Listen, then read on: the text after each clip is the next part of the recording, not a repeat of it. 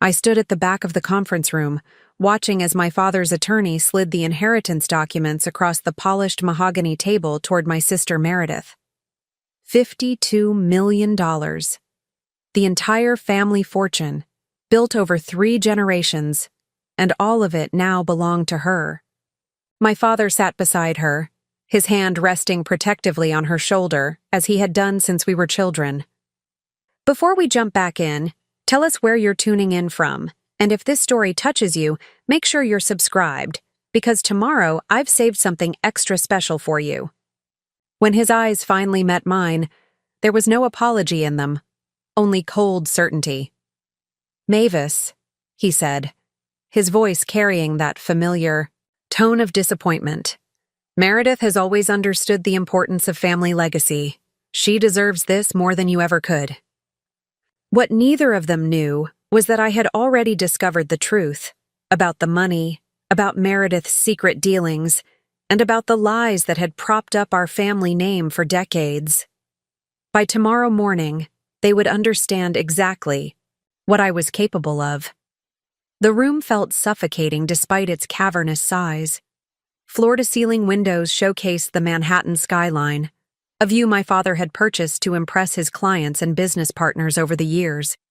I'd been summoned here under the pretense of a family discussion regarding his estate planning. At 68, with a recent heart attack behind him, my father had finally decided to put his affairs in order. I should have known better than to expect fairness. "Is this a joke?" I asked, my voice betraying none of the rage building inside me. 20 years of working my way up from intern to CFO at a rival financial firm, and he still saw me as the family disappointment. Meredith's lips curved into that practiced smile, the same one she used in charity gala photographs in Society. Page features. "Mavis, be reasonable. Daddy's just being practical. The family business needs consistent leadership, and you've always been so independent." Independent. The code word they'd used for years when what they really meant was disloyal. Because I had refused to join Reynolds Financial. Because I had built my own life instead of accepting my predetermined role in my father's kingdom. "Practical would be dividing things equally between your 2 daughters," I said, addressing my father directly. Or at least acknowledging the years I spent helping build the business before I left. My father's expression hardened. Lance Reynolds had built his reputation on being uncompromising, a quality Wall Street had rewarded him handsomely for. "The decision is made, Mavis. Meredith has dedicated her life to Reynolds Financial. She's earned this." I glanced at the attorney, Gabriel Morton, whose discomfort was evident in the way he shuffled papers unnecessarily. He had been our family, lawyer since before I was born, had watched us grow up, had seen the dynamic between Meredith and me evolve from childhood rivalry to something far more complicated. "And what about Mother's trust?" I asked. "The one she specifically set up to be divided equally?" A flicker of something, guilt perhaps, crossed Gabriel's face before he composed himself. "That trust was consolidated into the main estate several years ago, with your father as the executor." "Without my knowledge or consent," I added. "Is that even legal?" "It was all done according to the provisions in your mother's will," Gabriel replied, not quite meeting my eyes. The pieces fell into place then. My mother had died 5 years ago after a brief battle with pancreatic cancer. In her final days, heavily medicated and barely conscious, she had apparently signed documents I had never seen. Documents that gave my father control over her assets. That should have been split between Meredith and me. I turned my attention back to Meredith, studying her. At 35, 2 years my junior, she looked every inch the financial heiress in her tailored Chanel suit and pearls. The golden child, the dutiful daughter who had given up nothing and gained everything. "So that's it?" I asked. $52 million to Meredith, and nothing for me? Not even Mother's art collection or her personal effects. My father cleared his throat. "You'll receive your mother's jewelry collection, and the summer cottage in the Hamptons." The cottage. A dilapidated three-bedroom that hadn't been renovated since the 1980s, worth perhaps a fraction of a percent of the total estate. The insult was so blatant it was almost laughable. "How generous," I said, my voice dripping with sarcasm. Meredith had the audacity to look offended. "Mavis, I know you're upset, but there's no need for that tone. This isn't personal. It's just business." Just business. The Reynolds family motto applied to everything from hostile takeovers to family betrayals. I wanted to scream, to flip. The antique table, to demand justice. But years in corporate boardrooms had taught me that showing emotion was the fastest way to lose leverage. So instead, I smiled. The kind of smile that should have warned them both, had they been paying attention. "You know what? Keep it," I said, gathering my coat and bag. "All of it. I've never needed your money, and I certainly don't need it now." Relief washed over my father's face. The crisis averted, the difficult daughter once again managed. He had always underestimated me, mistaking my independence for weakness. It was a mistake he would soon regret. "That's very mature of you, Mavis," he said, his tone softening slightly. "I'm glad you understand." "Oh, I understand perfectly," I replied, pausing at the door. "More than you can imagine." As I walked out of the Reynolds Financial Building and into the crisp autumn air, I pulled out my phone and dialed a number I had saved 3 months ago, but never used. "Jack? It's Mavis Reynolds. About that information you found. I'm ready to move forward." Jack Porter, an investigative journalist with a reputation for exposing corporate corruption, had approached me earlier that year with questions about certain irregularities he'd uncovered at Reynolds Financial. Offshore accounts. Questionable transactions. Patterns that suggested decades of systematic fraud and tax evasion. I had hesitated then, family loyalty briefly overriding my sense of justice. But now, as I walked away from that conference room with nothing but a worthless cottage and my mother's jewelry, I felt no such constraint. My father and sister thought they knew me. They thought I would accept this final insult as I had accepted all the others with quiet dignity and eventual surrender. They had mistaken my patience for weakness, my strategic restraint for lack of courage. They were about to discover how wrong they had been. Back in my apartment overlooking Central Park, purchased with my own money, earned through my own merit, I spread Jack's documents across my dining room table. Financial statements, internal memos, emails between my father and Meredith discussing ways to optimize tax positions through methods that were questionable at best, criminal at worst. And there, buried among the corporate malfeasance, was something even more damning. Evidence that Meredith had systematically manipulated my mother's medical care during her final illness, ensuring she was heavily sedated when signing the documents that revised her trust. The inheritance wasn't just unfair, it was fraudulent. I poured myself a glass of scotch and stared out at the city lights. By this time tomorrow, the Reynolds. Name would mean something very different in New York society. The golden legacy would be tarnished beyond repair. And Meredith, perfect, praised, prioritized Meredith, would finally understand what it felt like to lose everything. I raised my glass in a silent toast to the coming storm. Sometimes justice required sacrifice. Sometimes revenge was simply accountability by another name. Tomorrow would change everything. And I was finally ready. The alarm on my phone chimed at 5:30 a.m., the same time it had for the past 15 years. I didn't need it anymore. My body was so accustomed to the schedule that I usually woke minutes before the sound. But routines had saved me more than once, and I wasn't about to abandon them now. My Upper East Side apartment was exactly what you'd expect from someone in my position. Elegant but not ostentatious, impressive but not showy. Unlike my sister's mansion in the Hamptons or my father's penthouse overlooking the park, my home reflected who I actually was rather than who I wanted others to think I was. Preparing and narrating this story took us a lot of time, so if you are enjoying it, subscribe to our channel. It means a lot to us. Now back to the story. I went through my morning ritual with practiced efficiency, 40 minutes, of yoga and strength training, a quick shower, a carefully assembled breakfast of steel-cut oats, berries, and black coffee. By 7:15, I was dressed in a charcoal Armani suit, hair pulled back in a sleek ponytail, minimal makeup emphasizing my features without drawing attention to them. The uniform of a woman who wanted to be taken seriously in rooms full of men who would prefer she wasn't there. On my way out, I paused at the framed photo on my entryway table, my mother and me on my graduation day from Wharton. She was beaming with pride, her arm wrapped tightly around my shoulders.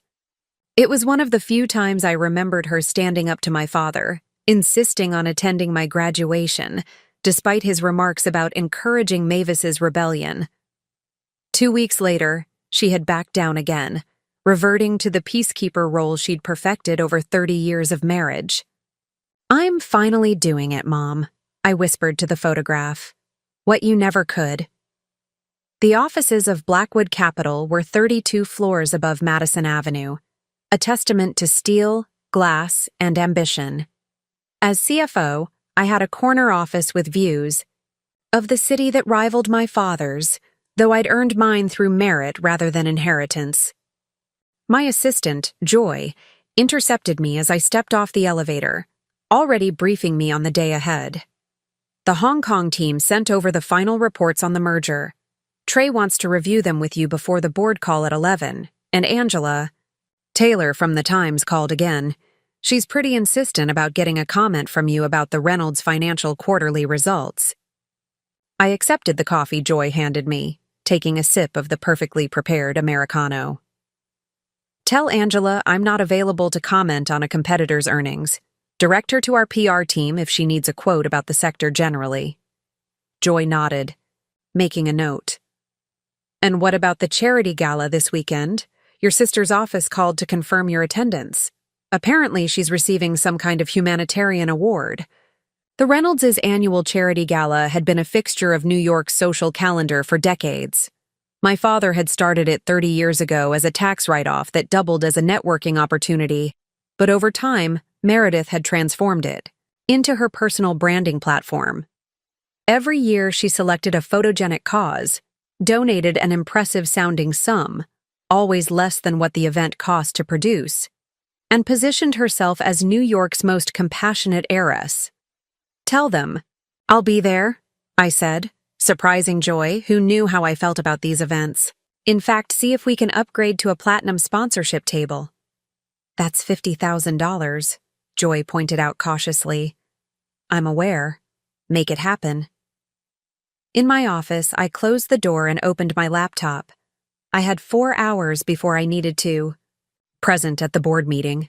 Plenty of time to finalize what I had been working on since leaving my father's office yesterday. The file Jack had compiled was comprehensive, the product of 8 months of investigation. Bank transfers to accounts in the Cayman Islands, shell companies that existed only on paper, falsified loan applications, tax documents that dramatically undervalued assets, and most damning of all, evidence that Reynolds Financial had been servicing accounts for several shell companies linked to international money laundering operations. Any one of these revelations would trigger investigations. All of them together would be catastrophic. I wasn't naive about the consequences. Reynolds Financial employed over 2,000 people, most of whom had no idea what was happening at the executive level. The company managed retirement funds for thousands more. When this broke, there would be collateral damage, jobs lost, investments devalued, reputations tarnished. For a moment, I hesitated. Was I really prepared to bring down the company my grandfather had founded, that my father had built into an empire? Was my hurt pride worth the fallout? Then I remembered my mother's face in her final days, confused and sedated while Meredith guided her hand to sign documents she couldn't possibly understand. I remembered the casual cruelty in my father's voice. "She deserves this more than you ever could." My phone buzzed with a text from my father. "Dinner at the Milton tonight. 8 p.m. Your sister has news to share. The Milton was where my father took clients he wanted to impress. Whatever Meredith's news was, it was important enough to warrant the full Reynolds performance. I texted back a simple, "I'll be there," knowing it would surprise him. I had been declining family dinners for months. There was a knock at my door, and Trey entered without waiting for a response. A liberty granted by 15 years of friendship and professional partnership. As Blackwood's CEO, he was technically my boss, but our relationship had always been more collaborative than hierarchical. "You look like you're plotting something," he said, dropping into the chair across from my desk. "And knowing you, it's either brilliant or terrifying." I smiled despite myself.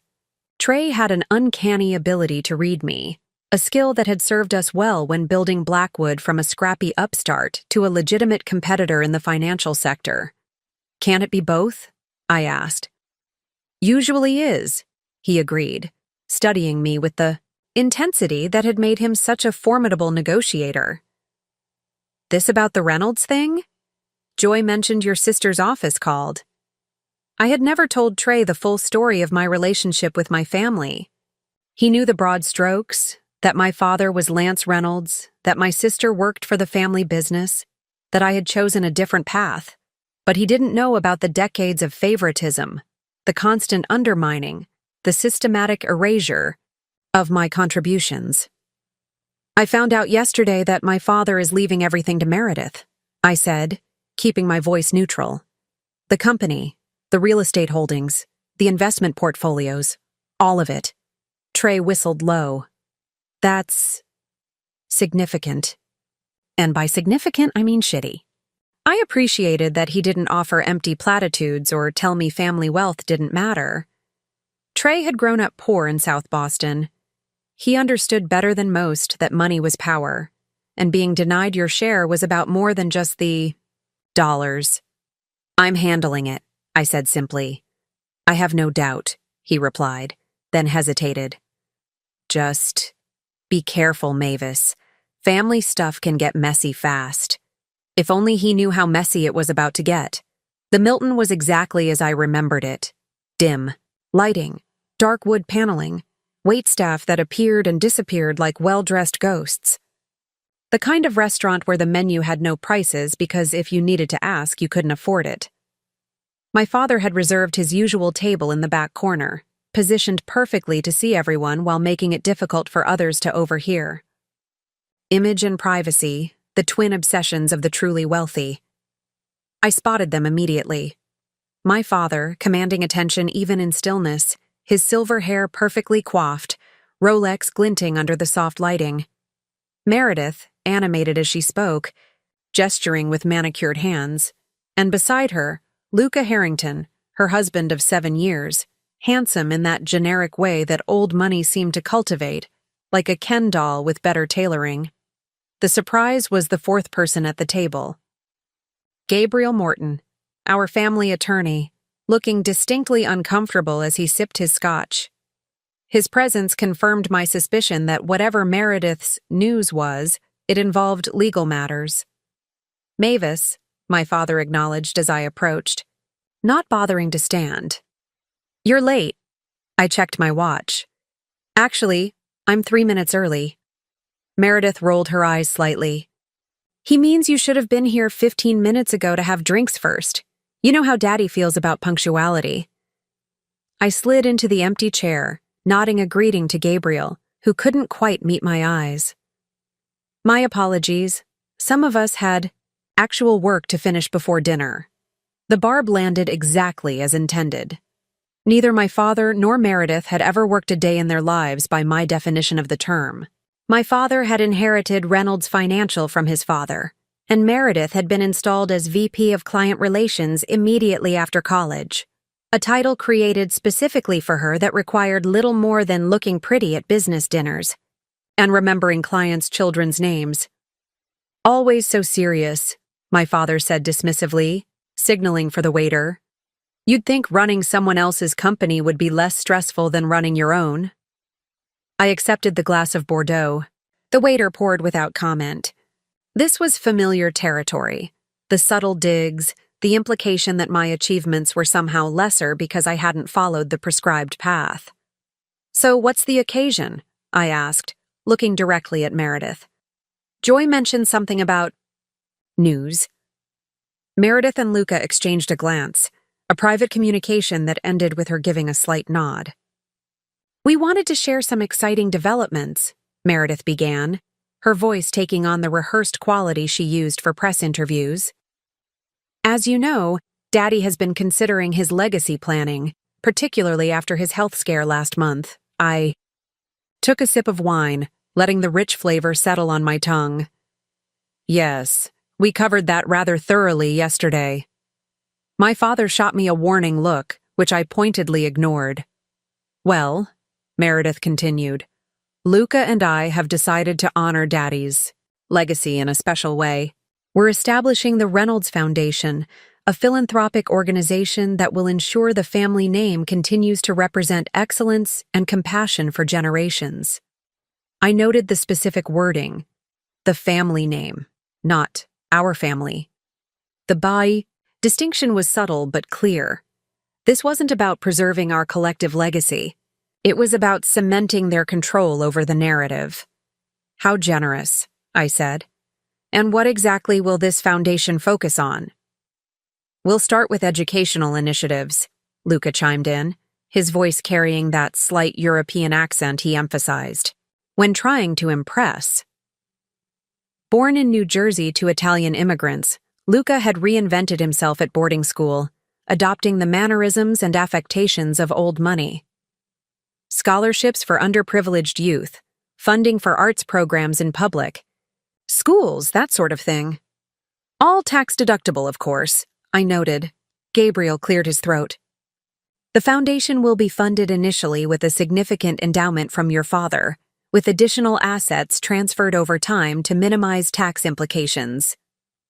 Translation: my father had found yet another way to control his wealth while avoiding estate taxes.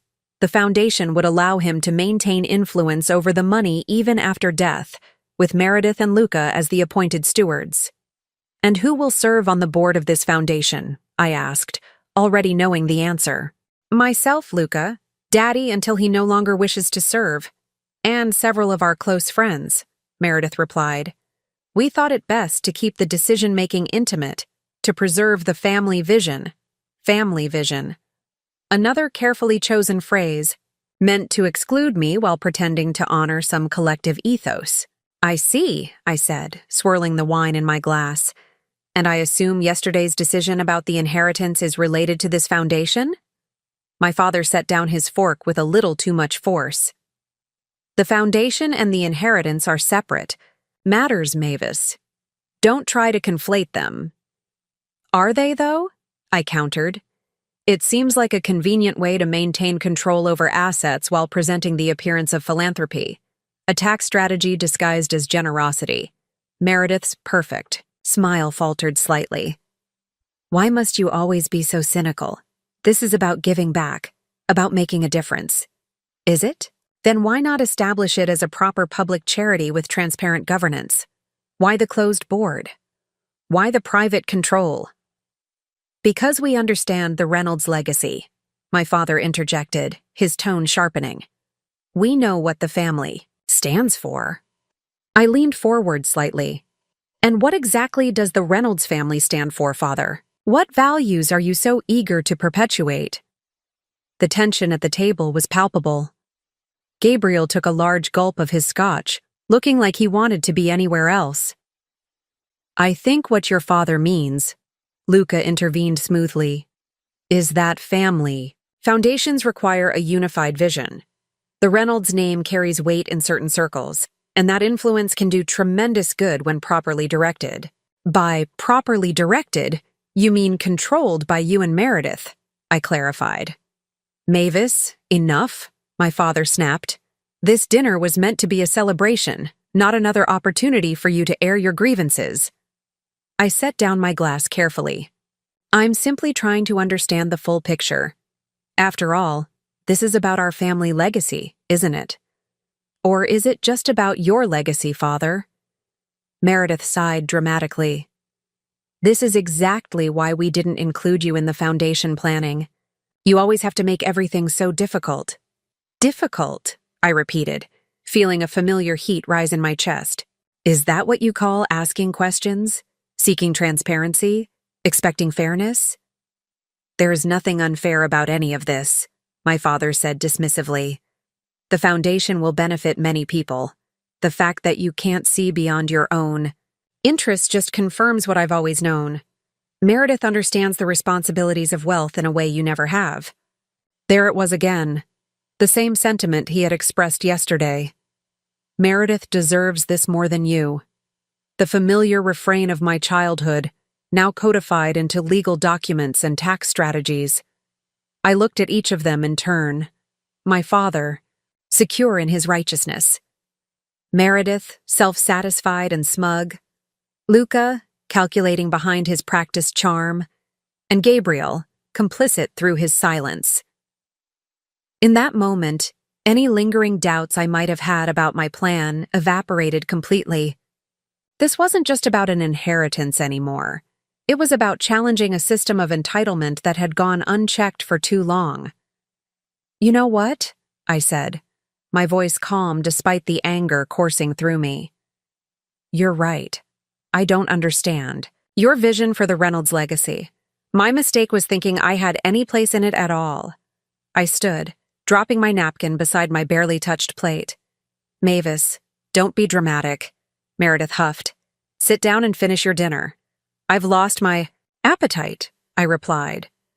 Then, looking directly at Gabriel, I added, some things are difficult to stomach. The attorney flinched slightly, confirming my suspicion that he knew exactly how questionable the entire arrangement was. As I walked away, I heard my father mutter, always has to make a scene. Some things never change. But he was wrong. Things were about to change dramatically, and none of them were prepared for what was coming. Instead of heading home, I directed my driver to take me to Brooklyn. The address Jack had given me led to an industrial building converted into lofts, the kind of place where journalists, artists, and other people who valued authenticity over luxury made their homes. Jack Porter lived on the third floor, in a space that managed to be both cluttered and meticulously organized. Stacks of files covered most horizontal surfaces, but I could tell each pile had a purpose, a system known only to him. Wasn't expecting you tonight, he said, stepping aside to let me in. Jack was in his 40s, with the permanent 5 o'clock shadow and perpetually rumpled appearance of someone who cared more about substance than style. He'd made his reputation exposing corporate malfeasance, which had earned him both awards and enemies. Plans changed, I replied, setting my bag on his counter. How quickly can we move on this? Jack raised an eyebrow.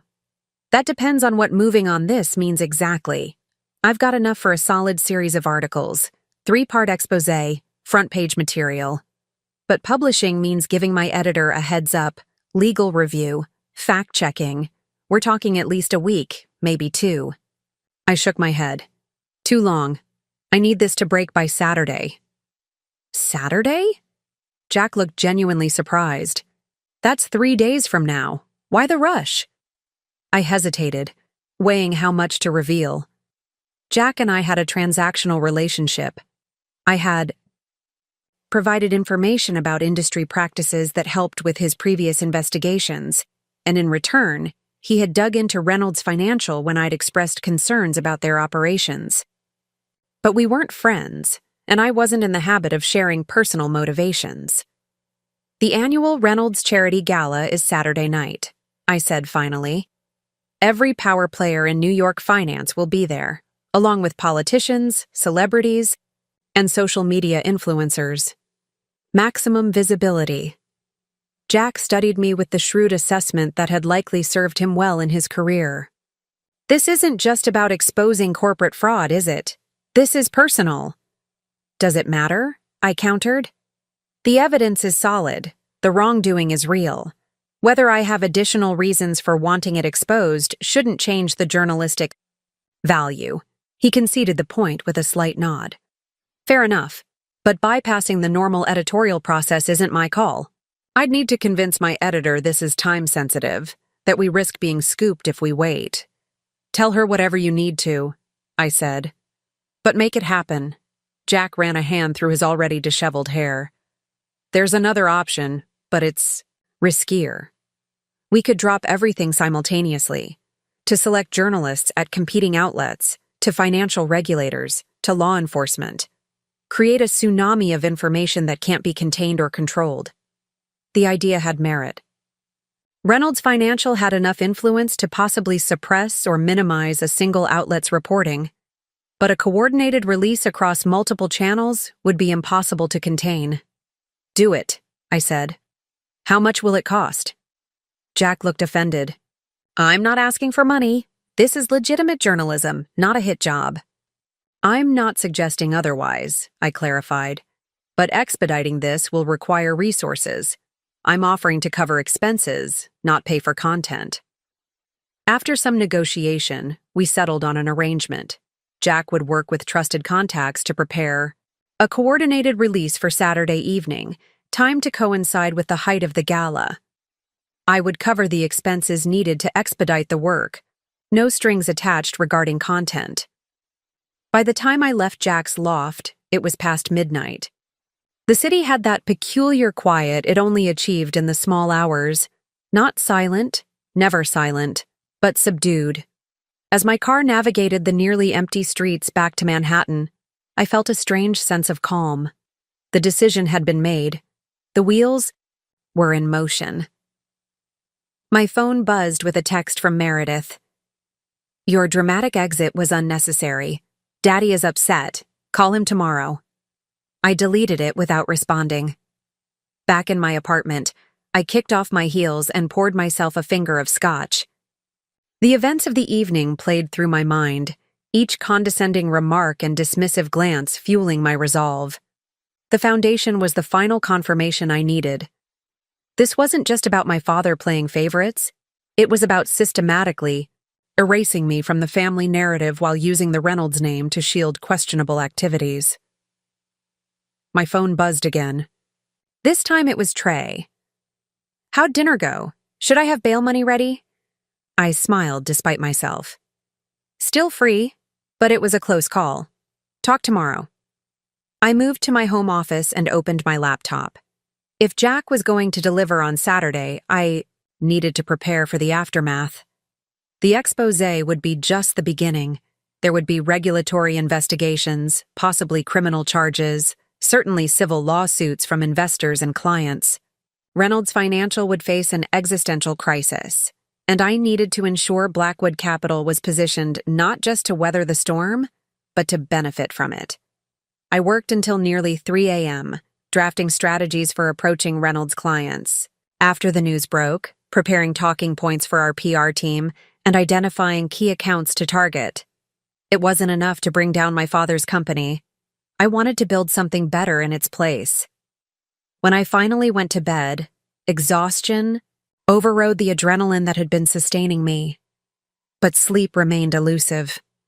Instead, my mind kept returning to my mother's final days. Camilla Reynolds had been the counterbalance to my father's coldness throughout my childhood. Not powerful enough to change the family dynamic entirely, but a quiet source of support when his criticism became too harsh.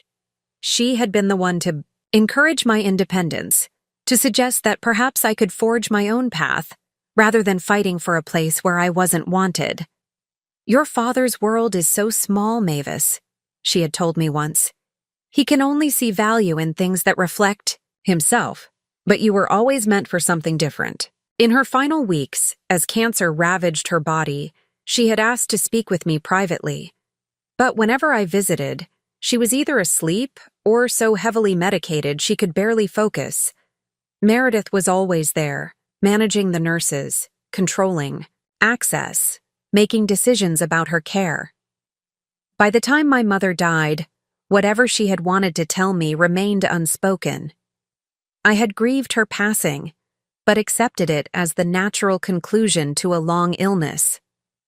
It was only later, when reviewing the timeline of the trust's consolidation, that I began to question whether Meredith's management of our mother's care had been motivated by more than filial concern.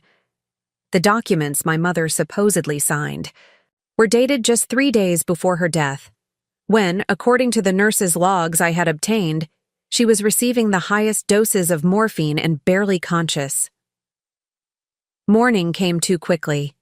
I dragged myself into the shower, letting the hot water wash away the physical tension, if not the emotional weight.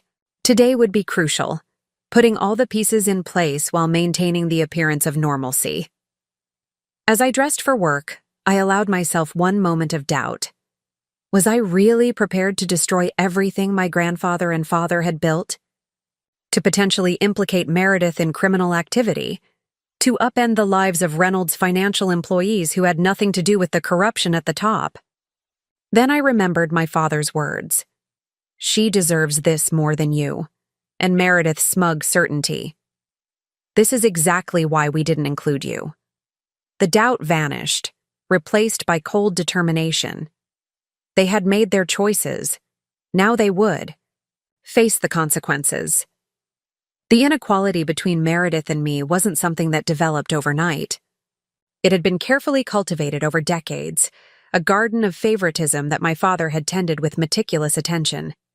I was 7 when I first realized something was different about how my father treated us. It was my birthday, and I had received a chemistry set I'd been coveting for months. Thrilled, I'd set it up on the dining room table, eager to show my father my first experiment when he returned from work. "Daddy doesn't want to see your silly experiments," Meredith had said, 5 years old and already attuned to the family hierarchy. "He's tired from important business." When he arrived home, he'd barely glanced at my carefully arranged vials and beakers. "Very nice, Mavis," he'd muttered, before turning his full attention to Meredith, who was showing him a crude drawing she'd made. He'd examined it as if it were a Picasso, exclaiming over her use of color, her creativity, her special talent. That night, I'd packed away the chemistry set, understanding without being told that my interests would never be important enough to warrant my father's genuine attention. The pattern continued throughout our childhood. When I earned straight A's, it was expected. When Meredith managed a B, it was celebrated. When I was accepted to Wharton on my own merits, my father suggested it was because Reynolds Financial had endowed a building there. When Meredith was admitted to Columbia despite mediocre grades and test scores, it was because she was extraordinary. Our grandfather, Harrison Reynolds, had founded Reynolds Financial as a small investment firm in the post-war boom. Through shrewd investments and carefully cultivated political connections, he had built it into a respectable mid-sized company.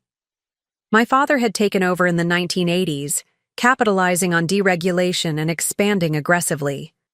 By the time I was in college, Reynolds Financial was managing billions in assets and had offices in 6 countries. I had always assumed I would join the family business. Despite my father's indifference, I had a genuine interest in finance and a talent for numbers that even he couldn't deny. I'd structured my education accordingly. Finance major, summer internships at competing firms to learn different approaches, even learning Mandarin to prepare for the growing Chinese market. The summer after my junior year, I finally secured an internship at Reynolds Financial, certain that once my father saw me in a professional context, he would recognize my value. Instead, I discovered that Meredith, who was still in her freshman year and had shown zero interest in finance, had been given a special advisory role that essentially meant shadowing my father to important meetings while I was relegated to basic analyst work. Still, I persevered. After graduation, I accepted a full-time position at Reynolds, determined to work my way up on merit. For 3 years, I arrived first and left last, took on the most challenging projects, and consistently outperformed my peers. Then came the Morgan acquisition, a deal I had identified, researched, and structured almost entirely on my own. It was set to be the largest in the company's history, potentially increasing our assets under management by 30% overnight. The night before the final presentation to the board, I had stayed late, triple-checking the projections and refining my slides. Around midnight, I'd gone to my father's office to place the final proposal on his desk for review. That's when I saw them.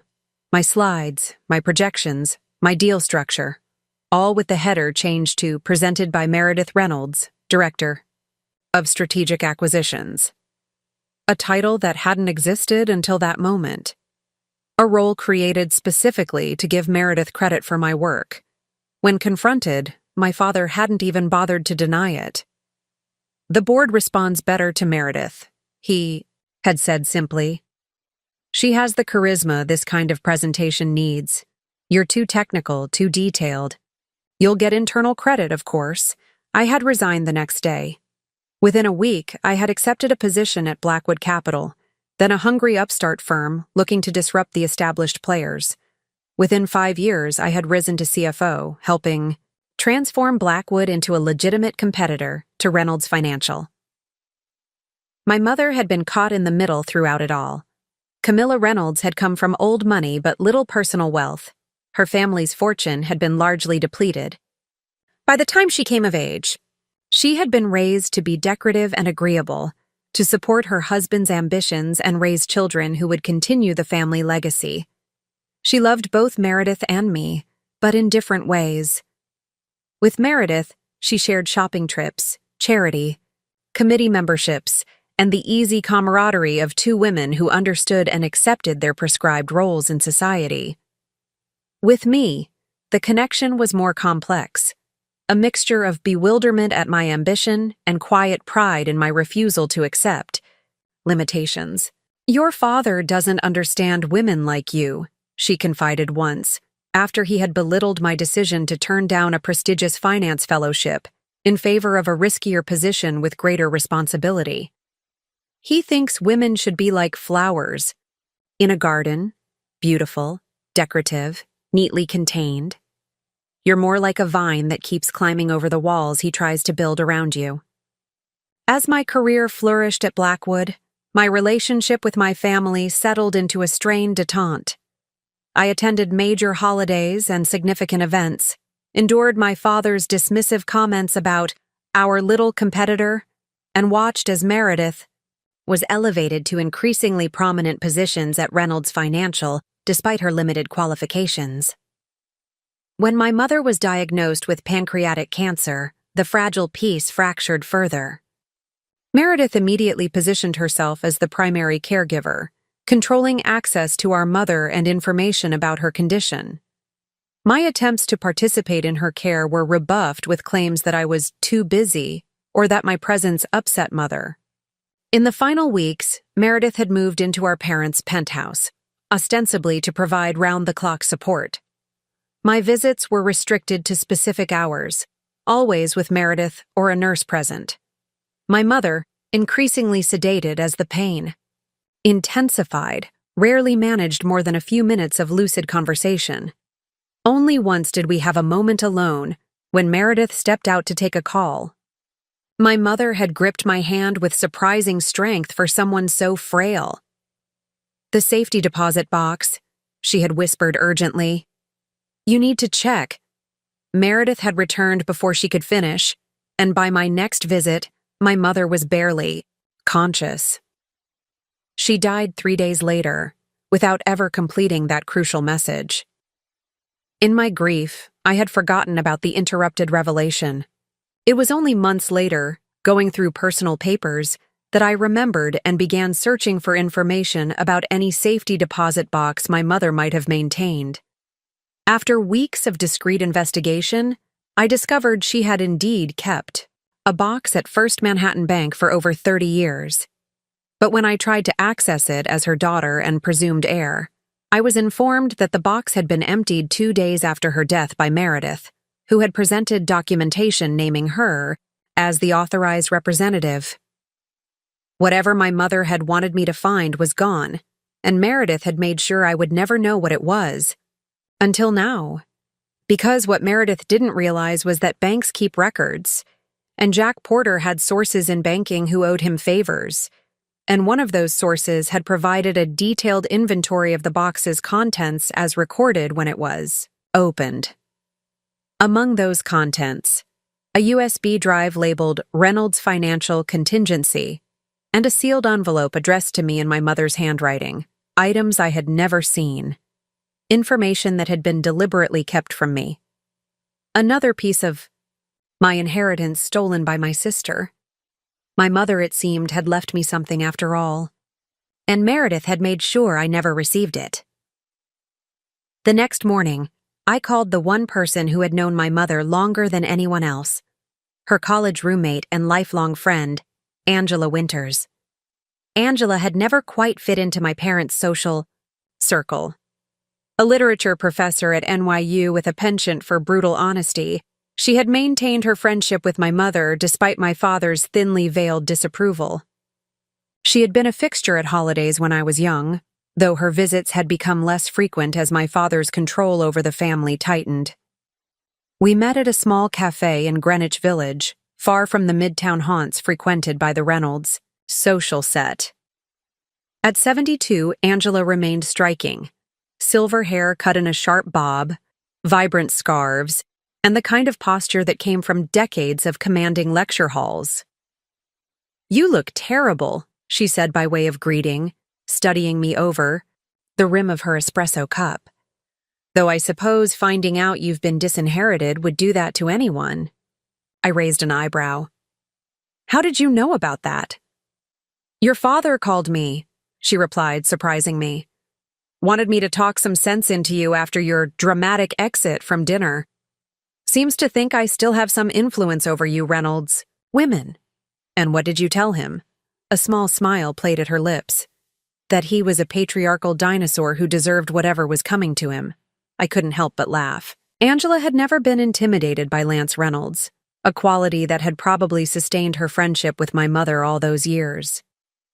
"I need to ask you about something," I said, lowering my voice.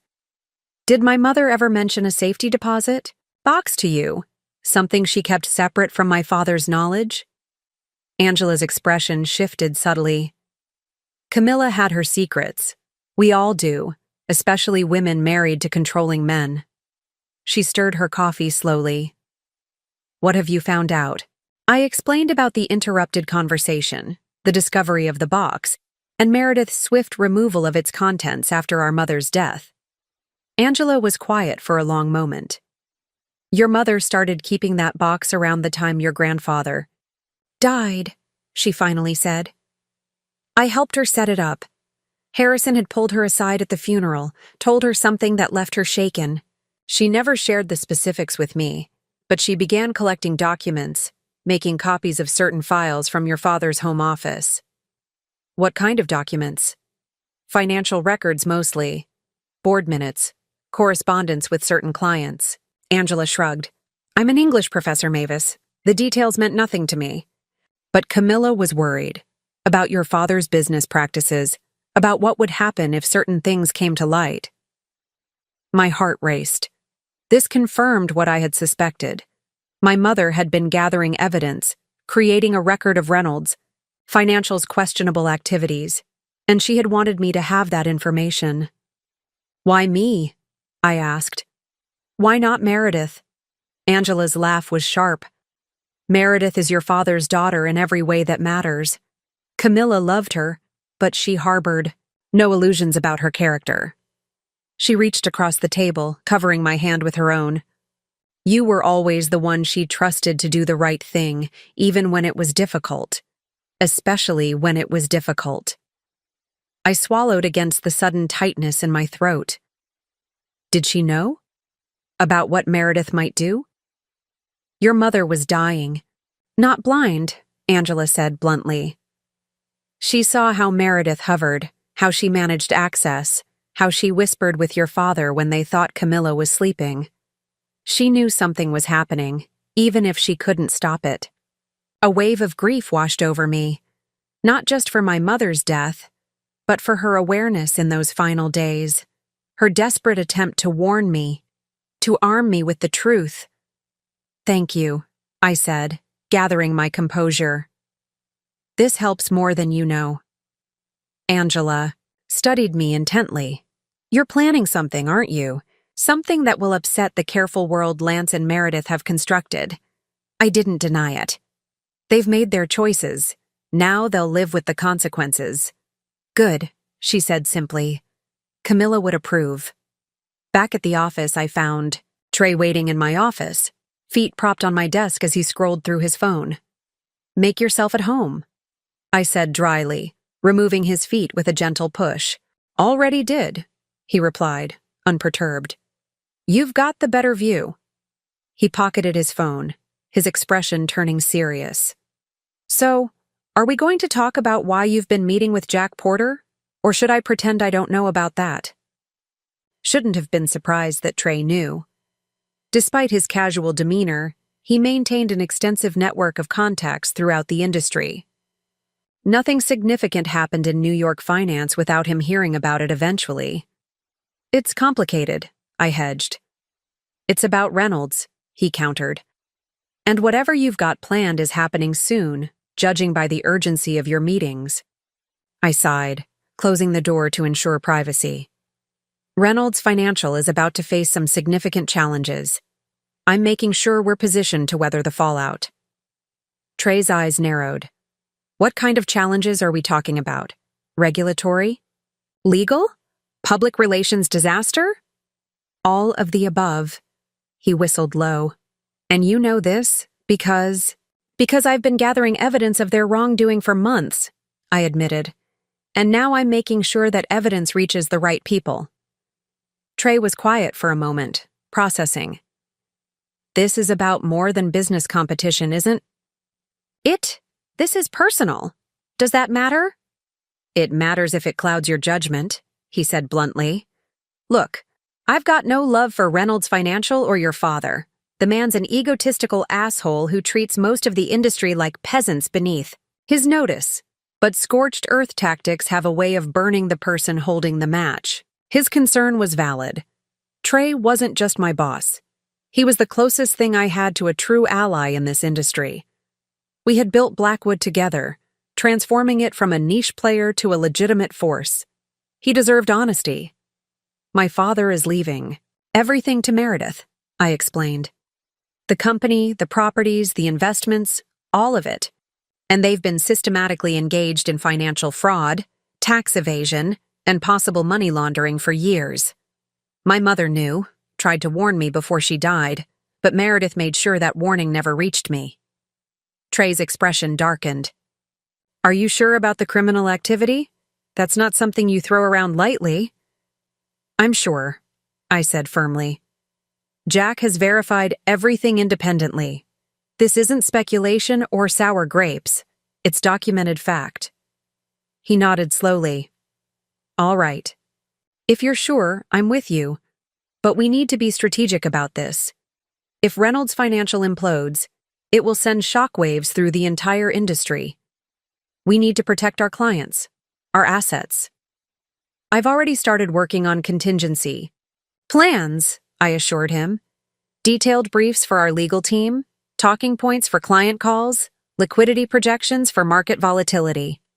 A slow smile spread across Trey's face. This is why you're CFO. Always 3 steps ahead. He stood, straightening his jacket. Keep me in the loop. Whatever you need, resources, contacts, just an ear to vent to. I'm here. As he reached the door, he paused. Just one question. Why now? You've been competing with your father's company for years. What changed? I considered how much to reveal. I found out they falsified documents related to my mother's estate. They stole something that was meant for me. Trey nodded, understanding in his eyes. Well then, let's make sure they regret that decision. After he left, I turned to the window, looking out at the city stretched below. Trey's support meant more than I wanted to admit. This path I had chosen was isolating, fueled by hurt and betrayal, but ultimately necessary. My phone buzzed with a text from Jack. Meeting set with SEC contact tomorrow, 7 a.m. Need you there. The Securities and Exchange Commission. This was escalating faster than I had anticipated. Once they were involved, there would be no turning back. I texted a simple confirmation, then added another message to my calendar. Reynolds Charity Gala, Saturday, 7 p.m. The event where everything would come to a head, where the carefully constructed facade of Reynolds family philanthropy would crumble before the eyes of New York society. Just 2 days away. The SEC offices were deliberately nondescript, housed in a government building that blended seamlessly with the corporate architecture surrounding it. At 6:55 a.m., I passed through security and was escorted to a conference room where Jack was already waiting, along with a woman I didn't recognize. Mavis Reynolds, Jack introduced. Meet Camilla Joy, senior enforcement attorney with the SEC. I froze momentarily at the name. Camilla, like my mother. She was younger than I expected for her position, perhaps early 40s, with the precise manner of someone who had built her career on attention to detail. Ms. Reynolds, she acknowledged, gesturing for me to sit. Mr. Porter has shared some concerning information about Reynolds Financial. I understand you have additional context to provide. For the next 2 hours, I walked her through everything I knew. The suspicious transactions I had observed during my time at the company, the patterns that had continued after my departure, the discrepancies in public filings compared to internal documents I had legally obtained. Camilla took meticulous notes, occasionally asking for clarification, but otherwise listening without revealing her thoughts. When I finished, she gathered her papers and fixed me with a penetrating stare. You understand that once this investigation is formally opened, there's no stopping it. Reynolds Financial will be subject to extensive scrutiny, possible trading, restrictions, and potential criminal referrals if the evidence warrants it. I understand, I confirmed. And you're prepared to go on record? To provide sworn testimony if necessary? Yes, she nodded, seemingly satisfied. One more question, Ms. Reynolds. Given your family connection, I have to ask, what's your motivation here? Why now after all these years? It was the question I had been expecting, the one I had prepared for. I recently discovered evidence that senior management at Reynolds Financial, including my father and sister, deliberately concealed information from the estate of Camilla Reynolds, my mother, information that detailed financial improprieties and potentially illegal activities. So, this is personal, she stated not unkindly. The timing is personal, I clarified. The substance is factual and independently verifiable. Camilla Joy studied me for a long moment, then nodded. Very well. Based on what you've provided, I'll be opening a formal investigation today. You should expect significant developments within 48 hours. Just in time for the gala. The timing couldn't have been more perfect. After she left, Jack turned to me, his expression serious. You did well, but you should prepare yourself. This is going to move quickly now, and it's going to get ugly. I nodded, the reality of what I had set in motion finally sinking in. I need to make one more stop before I go back to the office. First Manhattan Bank was housed in a historic building in the financial district, its marble columns and ornate ceiling speaking to old money and discretion. I approached the manager's desk, where a middle-aged man looked up with a practiced smile. I'd like information about a safety deposit box that was maintained by my mother, Camilla Reynolds, I stated, sliding my ID across the desk.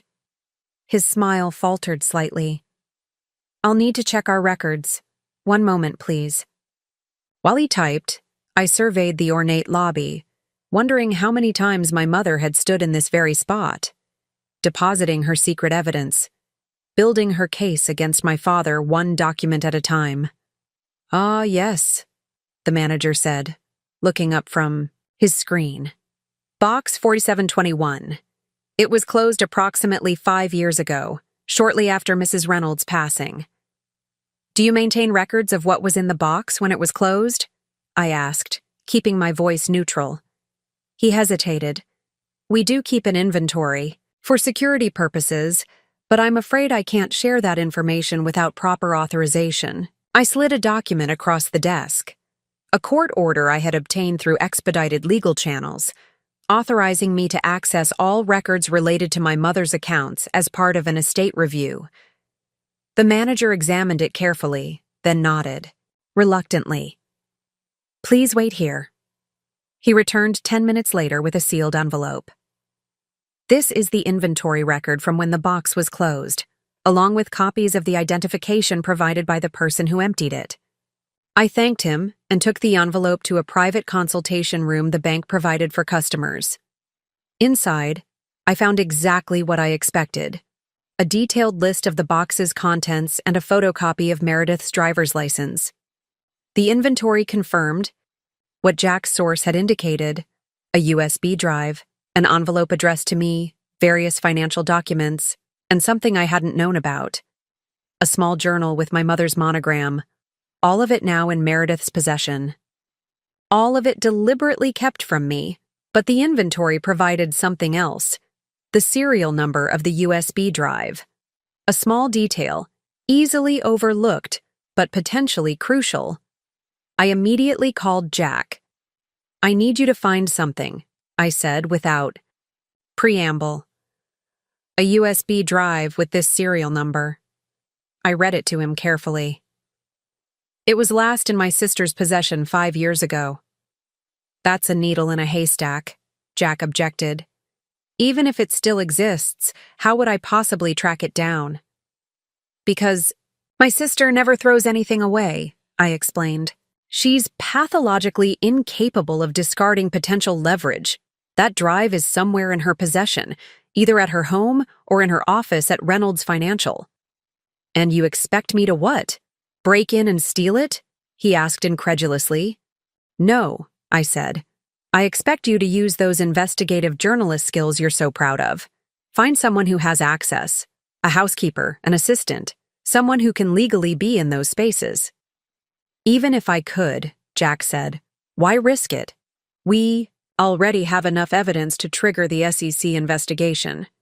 "Because that drive doesn't just contain evidence of financial crimes," I said, the pieces finally clicking into place. "It contains my mother's contingency plan, something she created specifically to protect me if things went wrong."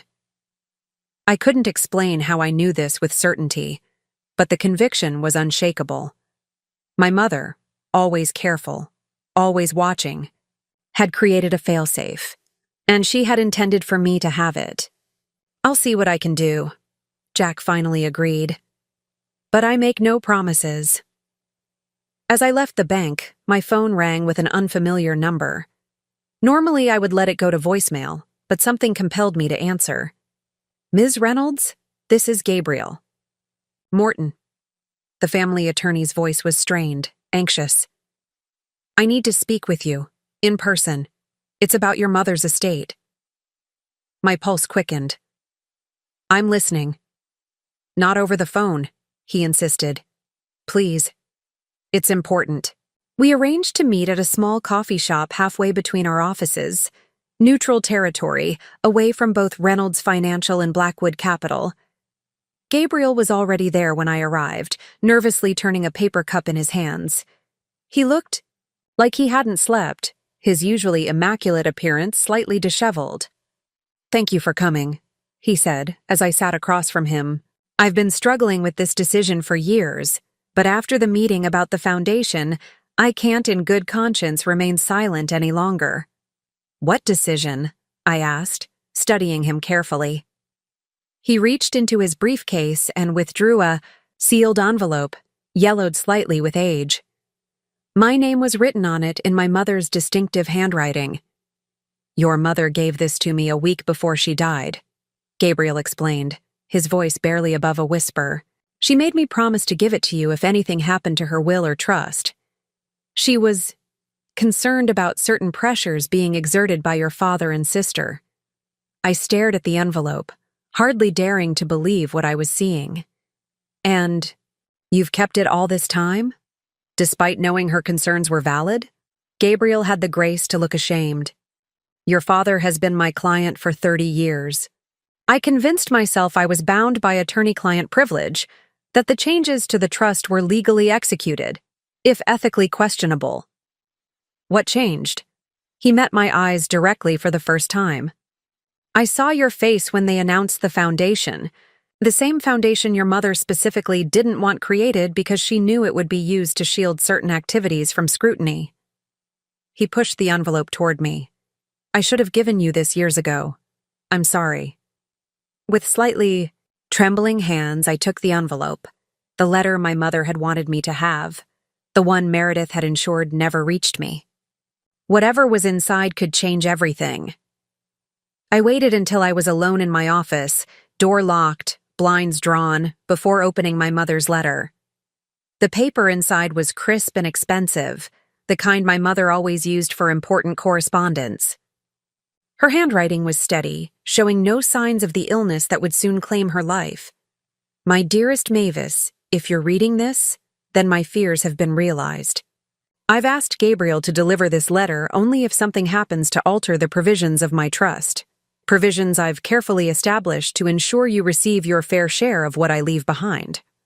What I'm about to tell you may be difficult to believe, but it is the truth, documented and verified to the best of my ability. Shortly after your grandfather's death, he left me with a warning about certain practices at Reynolds Financial that troubled him deeply. He believed your father was moving the company in a dangerous direction, taking risks and making compromises that Harrison would never have sanctioned. At first, I dismissed his concerns as the worries of an aging man resistant to change.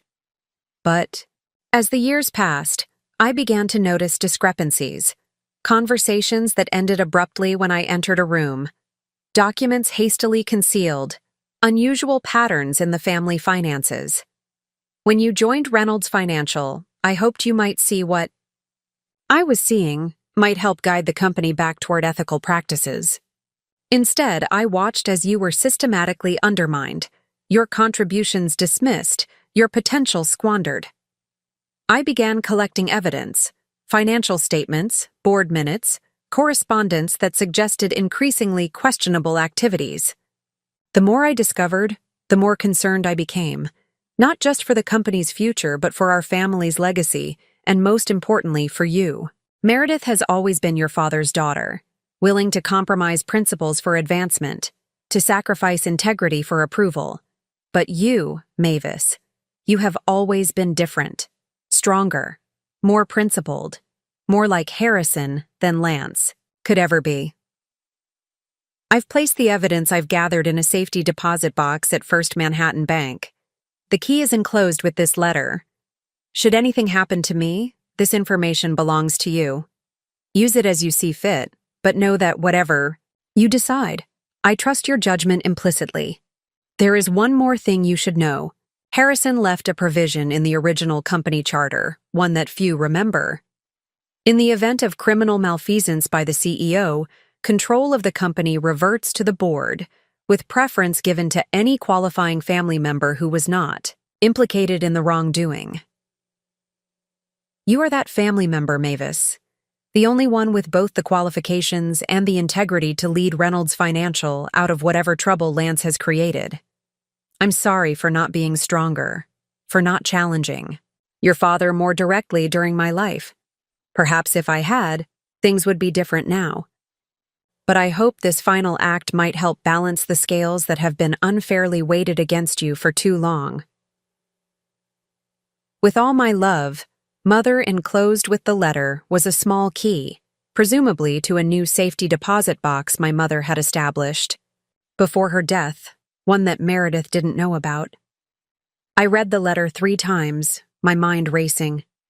The provision in the company charter was revolutionary information, a failsafe my grandfather had created that could potentially put me in control of Reynolds Financial if my father was found guilty of criminal activity.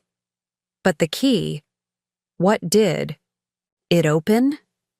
Where was this second safety deposit box? I examined it closely. Unlike modern bank keys, this one was older, more ornate, the kind used for older establishments that prided themselves on tradition over innovation. Then I noticed the small engraving on the bow of the key, FCT. First Century Trust, one of the oldest private banks in the city, catering exclusively to families with generational wealth. My mother's family had banked there for over 100 years. I checked my watch. If I hurried, I could make it there. Before closing. First Century Trust occupied a historic brownstone on the Upper East Side, its discreet brass plaque the only indication of the billions in assets managed within its walls. Inside, the atmosphere was hushed, the decor reminiscent of an English gentleman's club. All dark wood, leather chairs, and oil paintings of stern-looking founders. The manager, a woman in her 60s with impeccable posture and pearls that had likely witnessed the signing of the Treaty of Versailles, greeted me by name. Ms. Reynolds. What an unexpected pleasure. It's been some time since we've seen a member of your family. I presented the key without preamble. I believe my mother, Camilla Reynolds, maintained a safety deposit box here. Her eyes registered recognition, but her expression remained neutral. Indeed. If you'll follow me, please. She led me through a series of corridors to a room lined with antique brass box fronts. Using her master key along with mine, she opened a medium-sized drawer and discreetly withdrew, leaving me alone with its contents. Inside was a single USB drive, similar to the one from my mother's other safety deposit box, but newer, and a handwritten note that simply read, "The complete record. Use when necessary." I pocketed both and returned to my office, anxiety and anticipation battling for dominance. Whatever was on this drive, my mother had considered it important enough to secure separately from her other evidence to ensure it wouldn't fall into Meredith's hands.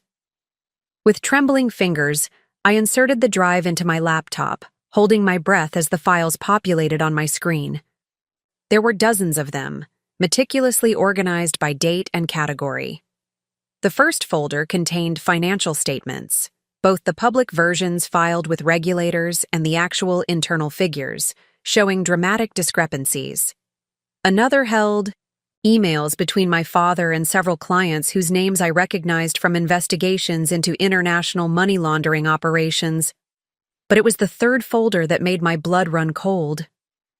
Labeled simply Meredith, it contained documented evidence of my sister's direct involvement in falsifying records, manipulating my mother's medical care to ensure she was heavily sedated when legal documents were presented, and even forging signatures on critical paperwork. The final folder was different, a single video file titled, "For Mavis." When I clicked on it, my mother's face filled the screen. She looked tired but clear-eyed, determined. "Mavis," she began, her voice stronger than I remembered from her final days. "If you're watching this, then things have gone as I feared. I've made this recording to ensure you hear the truth from me directly." For the next 20 minutes, she detailed everything. How my father had systematically looted client accounts to cover trading losses, how Meredith had become his willing accomplice, how they had worked together to isolate me from the family. Business when I began asking uncomfortable questions. "Your father believes wealth justifies everything," she said toward the end. "That rules are for those without the power to break them. He's groomed Meredith to continue this legacy, to preserve the Reynolds fortune at any cost." She paused, her expression softening. "But you, Mavis, you are Harrison's true heir. The only one who understands that wealth without integrity is merely corruption with better real estate." A small, sad smile. "I've done what I can to protect you, to arm you with the truth. The rest is in your hands." The video ended, leaving me staring at a black screen, tears streaming down my face. My mother had known all along, had fought in her own quiet way to ensure justice would eventually prevail. I wiped my eyes and pulled out my phone, typing a message to Trey. "Need emergency. Meeting. My office. Now." While waiting for him, I called Jack. "I have it," I said without preamble. "Everything we need and more. Documented evidence of criminal activity by both my father and Meredith, including manipulation of my mother's medical care to facilitate forgery. Jack let out a low whistle. That changes everything. The SEC won't just be looking at financial crimes now. This crosses into elder abuse, medical fraud, possibly even criminal conspiracy. I want this included in Saturday's release, I instructed. All of it. Are you sure? He asked quietly. This goes beyond exposing corporate malfeasance. This will destroy your family completely. I thought of my mother's face in that video, her quiet determination to ensure the truth would eventually come to light. They stopped being my family the moment they decided I was disposable, I replied. Send everything to your contacts. And make sure the medical manipulation is highlighted. I want Meredith's role in this to be abundantly clear. Trey arrived minutes after I ended the call, looking concerned. When I showed him what I had discovered, the financial fraud, the medical manipulation, the forged documents, and finally, the provision in the company charter, his expression transformed from concern to disbelief to something approaching awe. This is... He struggled to find the words. This isn't just evidence of criminal activity. This is a roadmap to taking control of Reynolds Financial. I nodded. If the board invokes the provision my grandfather included, I'm the only family member qualified to assume leadership who isn't implicated in the wrongdoing. Trey leaned back, processing the implications.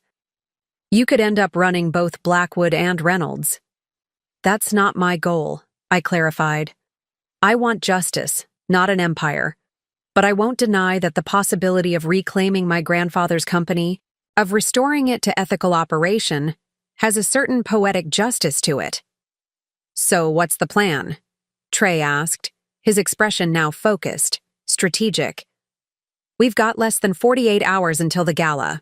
I outlined my strategy, the coordinated release of information to regulators, law enforcement, and key media outlets, timed to coincide with the height of the charity gala. The evidence on the thumb drive would be distributed to ensure maximum impact and minimum possibility of suppression. And what about you? Trey asked. Where will you be when all this breaks? I smiled, the first genuine smile in days. At the gala, of course, watching it all unfold in person. Friday morning arrived with a sense of inevitability. The pieces were in motion, the strategy set. Now came the execution. Jack had confirmed that his contacts at major financial publications, regulatory agencies, and law enforcement were all prepared to move simultaneously tomorrow night. The timing was critical. Maximum impact required coordination. But there was one loose end I hadn't anticipated. At 9:30 a.m., my assistant Joy appeared at my door, looking uncomfortable. Your sister is here, she said, her tone conveying both surprise and concern. She's quite insistent on seeing you. Meredith at Blackwood Capital? This was unexpected. In all the years since I'd left Reynolds Financial, she had never once set foot in my professional domain. Send her in, I said, quickly securing my laptop and clearing sensitive documents from my desk. Meredith swept in like she owned the place, dressed in a powder blue Chanel suit that probably cost more than most people's monthly salary. Her expression was a carefully constructed mask of sisterly concern.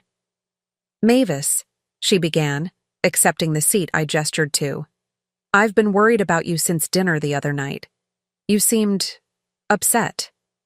I maintained a neutral expression. Did I? I thought I was quite composed, considering the circumstances. She sighed, arranging herself more comfortably. This is exactly what I'm talking about.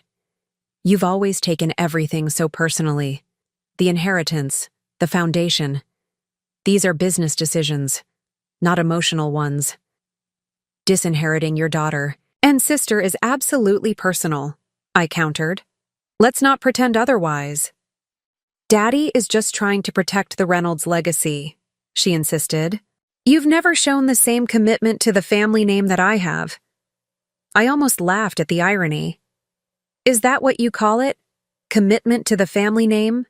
Something flickered in her eyes. Caution, perhaps. What's that supposed to mean? Nothing, I said smoothly. I'm just surprised to see you here. What do you want, Meredith? She studied me for a moment, as if trying to gauge my mood. I wanted to make sure you're still coming to the gala tomorrow. Daddy noticed you upgraded to a platinum sponsorship. It was unexpected. Of course they had noticed. The platinum sponsorship wasn't just expensive. It came with premium seating near the main stage, guaranteed media coverage, and explicit recognition during the program. It was visibility I had traditionally avoided at these events. I'll be there, I confirmed. Wouldn't miss it for the world. Meredith's eyes narrowed slightly. Good. I'm receiving the Humanitarian Leadership Award, you know. It would mean a lot to have family present. I wondered if she actually believed her own performance, the devoted daughter, the generous philanthropist, the concerned sister. Had she told herself these lies so often that they had become her truth? Congratulations, I said, my tone deliberately flat. Is that all? I have a meeting in 10 minutes. She stood, smoothing her skirt with manicured hands. Actually, there is one more thing. Daddy and I were talking, and we feel terrible about how things have unfolded with the inheritance. This was unexpected. I waited, curious to see where she was going with this. We've decided to establish a special position for you within the new foundation, she continued. Director of Financial Oversight. It comes with a generous stipend and would give you a voice in how the foundation's assets are managed. I stared at her, momentarily speechless. After everything, the disinheritance, the lies, the manipulation, they were offering me a symbolic position with a generous stipend, as if that could possibly compensate for what they had taken from me. Why now? I asked finally. Meredith's smile didn't reach her eyes. We've always valued your financial acumen, Mavis. This way, you can still contribute to the family legacy without the challenges that come with direct involvement in Reynolds Financial. The subtext was clear. They were worried. Something had made them nervous enough to extend this pathetic olive branch. Perhaps Gabriel had confessed to giving me my mother's letter. Perhaps they had detected the stirrings of the SEC investigation. Whatever the reason, they were trying to buy me off. I'll think about it, I lied, wanting to end the conversation before I said something that would alert her to my plans. Please, do, she said, reaching across the desk to squeeze my hand briefly. Family should stick together, Mavis, despite our differences. After she left, I sat motionless, processing the interaction. This unexpected visit was concerning. If they were already attempting to placate me, they might be more alert to threats than I had anticipated. I called Jack immediately. They're nervous, I told him without preamble. Meredith just came to my office offering me a position with their new foundation. They're trying to bring me back into the fold. That's not good, Jack replied, his voice tense.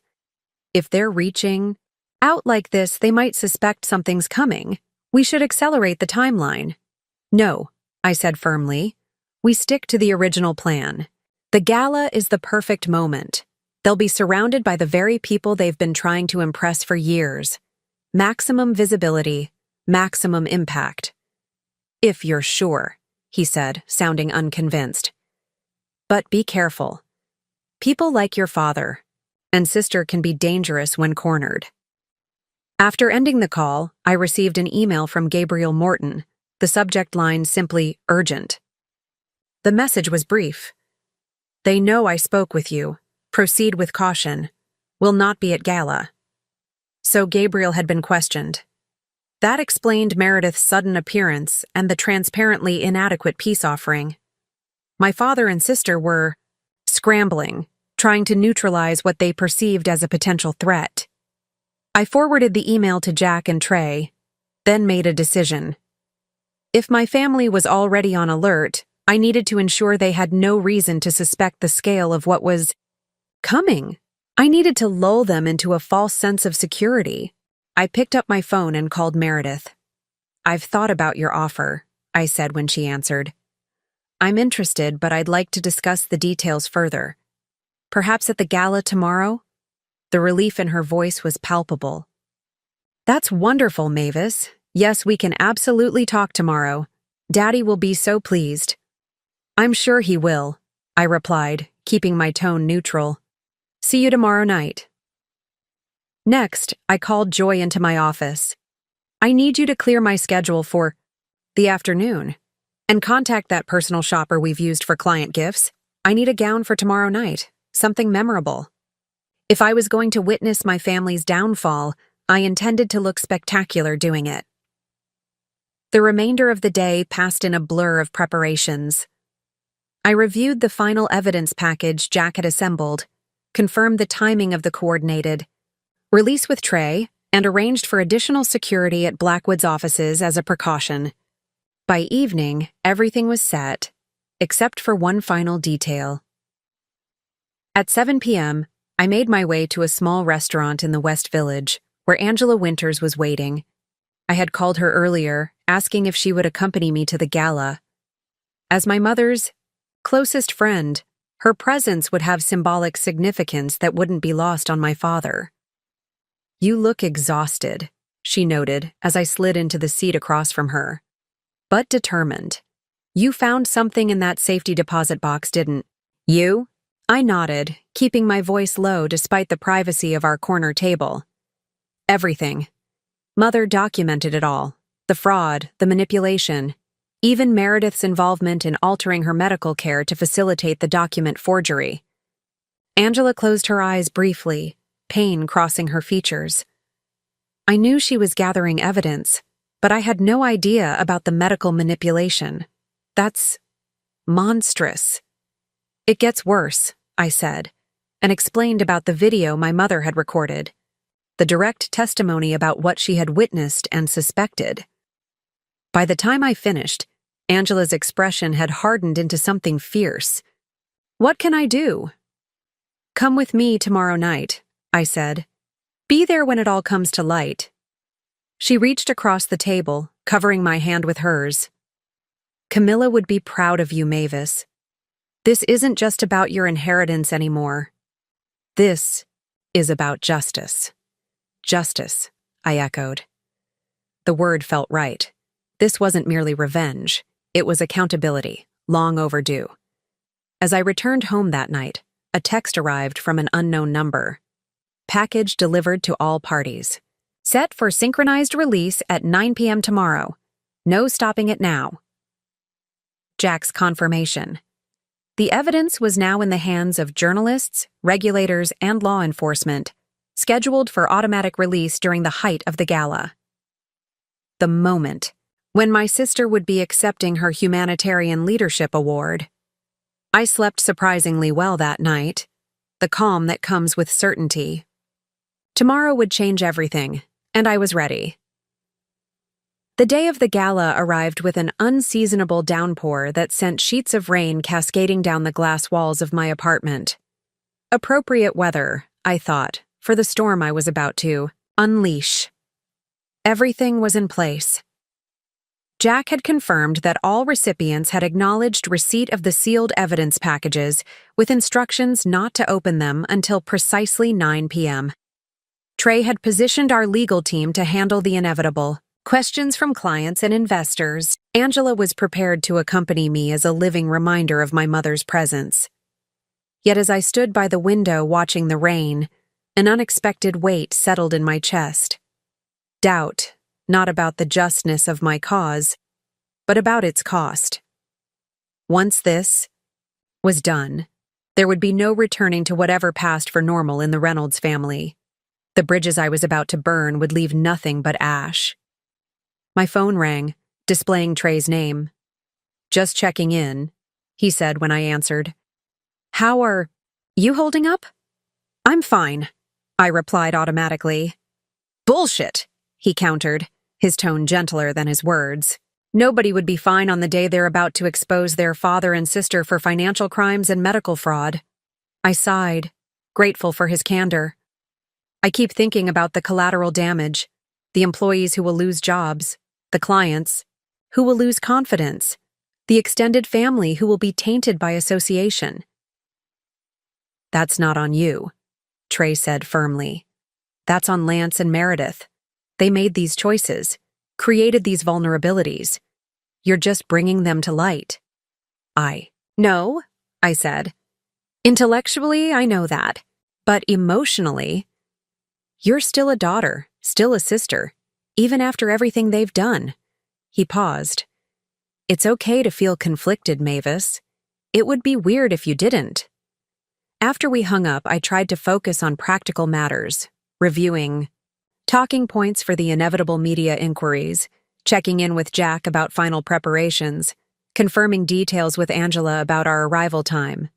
At 4 p.m., my personal shopper delivered the gown I had requested, a deep emerald silk that complemented my coloring while standing out among the predictable blacks and reds that dominated these events, power dressing for what would undoubtedly be the most significant night of my professional life.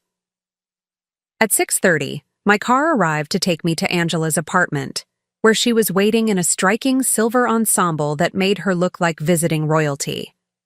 Her eyes widened appreciatively when she saw me. "You look ready for battle," she commented as we settled into the back seat. "In a way, I am," I admitted.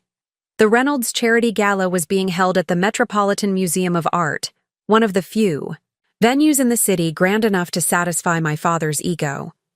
As our car joined the line of limousines and luxury sedans approaching the entrance, I took a deep breath, centering myself for what was to come. The Great Hall had been transformed for the evening with elaborate floral arrangements, strategically placed lighting, and a small orchestra playing tasteful classical music.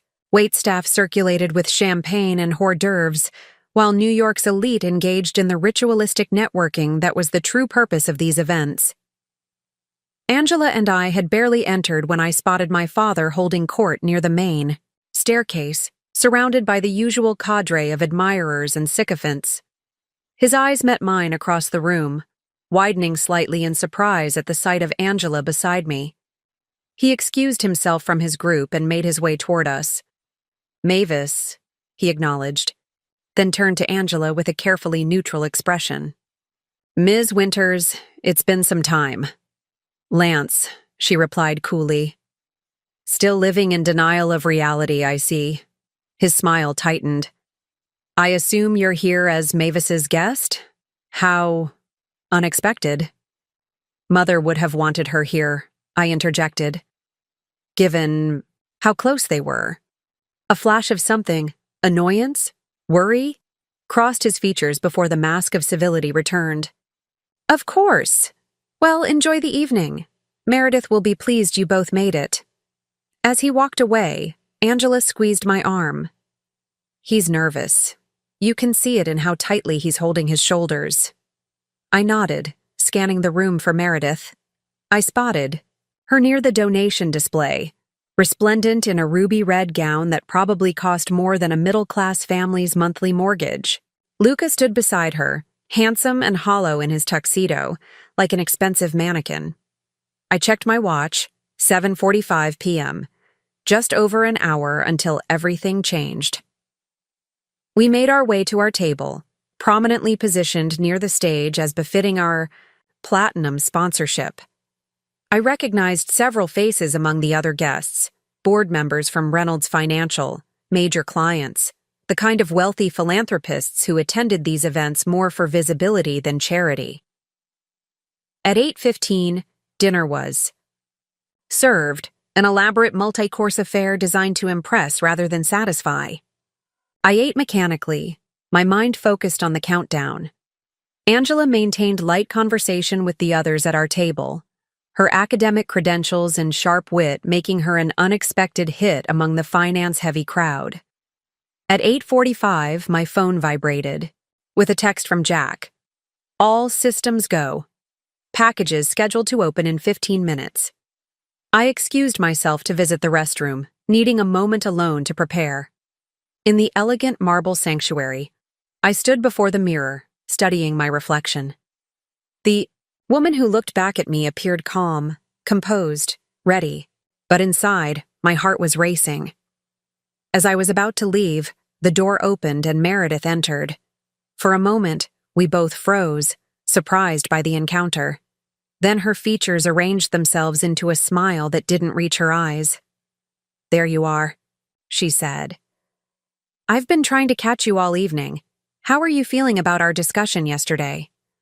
"Looking forward to hearing more details," I replied, matching her artificial warmth. "The foundation position sounds interesting." She moved closer, lowering her voice. "I'm so glad you're being reasonable about this, Mavis. For a while there, I was worried you might do something drastic." "Drastic?" I echoed, keeping my expression neutral. "You know how you can be when you feel slighted," she said, her tone confidential, as if we were sharing a sister's understanding. "Daddy was concerned you might try to make trouble over the inheritance situation." "What kind of trouble could I possibly make?" I asked, genuinely curious about what she suspected. She shrugged. "Elegantly? Who knows? Legal challenges, public complaints, the kind of messy drama that reflects poorly on everyone." Her smile sharpened. "But that's not your style, is it? You've always been the practical one, the rational one." If only she knew what was about to happen. I checked my watch surreptitiously. 8:52 p.m. 8 minutes until the coordinated release. "Your award presentation is soon, isn't it?" I asked, eager to end this conversation before I gave something away. "Yes, right after the main fundraising appeal," she confirmed. "You'll be there to applaud, I hope." "I wouldn't miss it," I assured her. As we returned to the main hall, I noticed something unusual. Several guests checking their phones with identical expressions of confusion, then concern. A murmur was spreading through the crowd, barely perceptible beneath the orchestra's playing but unmistakable to someone listening for it. I frowned, checking my own phone. The screen showed 8:55 p.m. The packages weren't supposed to open for another 5 minutes. A moment later, my phone buzzed with a message from Jack. "Something's wrong. Packages opened early. System compromised." My stomach dropped.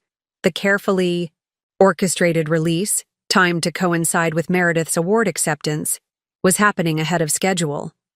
The element of perfect theatrical timing was lost. Worse, as I looked around the room, I saw several members of the Reynolds Financial Board huddled together, gesturing urgently at their phones. My father was approaching them, his expression concerned. One of them showed him his screen, and my father's face went ashen. He looked up, his eyes searching the room until they found me. The look he gave me was one I had never seen before. A mixture of shock, rage, and something that might have been fear. They knew. Already. Before the public announcement, before the planned confrontation, before I could control the narrative. My phone buzzed again. "Jack. Security breach in distribution system. Someone got to one of our media contacts. Whole timeline accelerated. And then confirming my worst fears, a final message. Reynolds' PR team already issuing denial statements. They were prepared for this. Somehow they had known what was coming. Not just suspected, known. Enough to have prepared counterstatements. Enough to possibly have compromised our distribution system. The perfect plan was unraveling before my eyes. The carefully constructed moment of justice dissolving into chaos. In the confusion of alerts and whispers spreading through the gala, I stood motionless, watching as my father gathered his executive team in an urgent huddle. Meredith approached them, her expression shifting from confusion to alarm as one of them showed her his phone. She looked up, finding me across the room with unerring accuracy, her eyes narrowing with cold fury. In that moment, I understood with perfect clarity. My attempt to orchestrate a public reckoning had failed. The element of surprise was gone. The coordinated impact was diluted. And my family, masters of manipulation and damage control, were already mobilizing to contain the situation. Everything had gone wrong, and I had no backup plan. For a moment, I stood frozen as the carefully constructed plan collapsed around me. The murmurs were growing louder, the confused glances more frequent. Soon the entire gala would erupt into chaos as the news spread beyond the initial recipients. Angela appeared at my side, her expression grave. "Something's happening," she said quietly. "What's wrong?" "They knew," I whispered, still watching. My father and sister huddled with their team. "Someone warned them. The evidence released early, and they already have prepared statements." Angela's eyes narrowed. "How is that possible? Who could have—" She stopped mid-sentence, her gaze fixed on something across the room.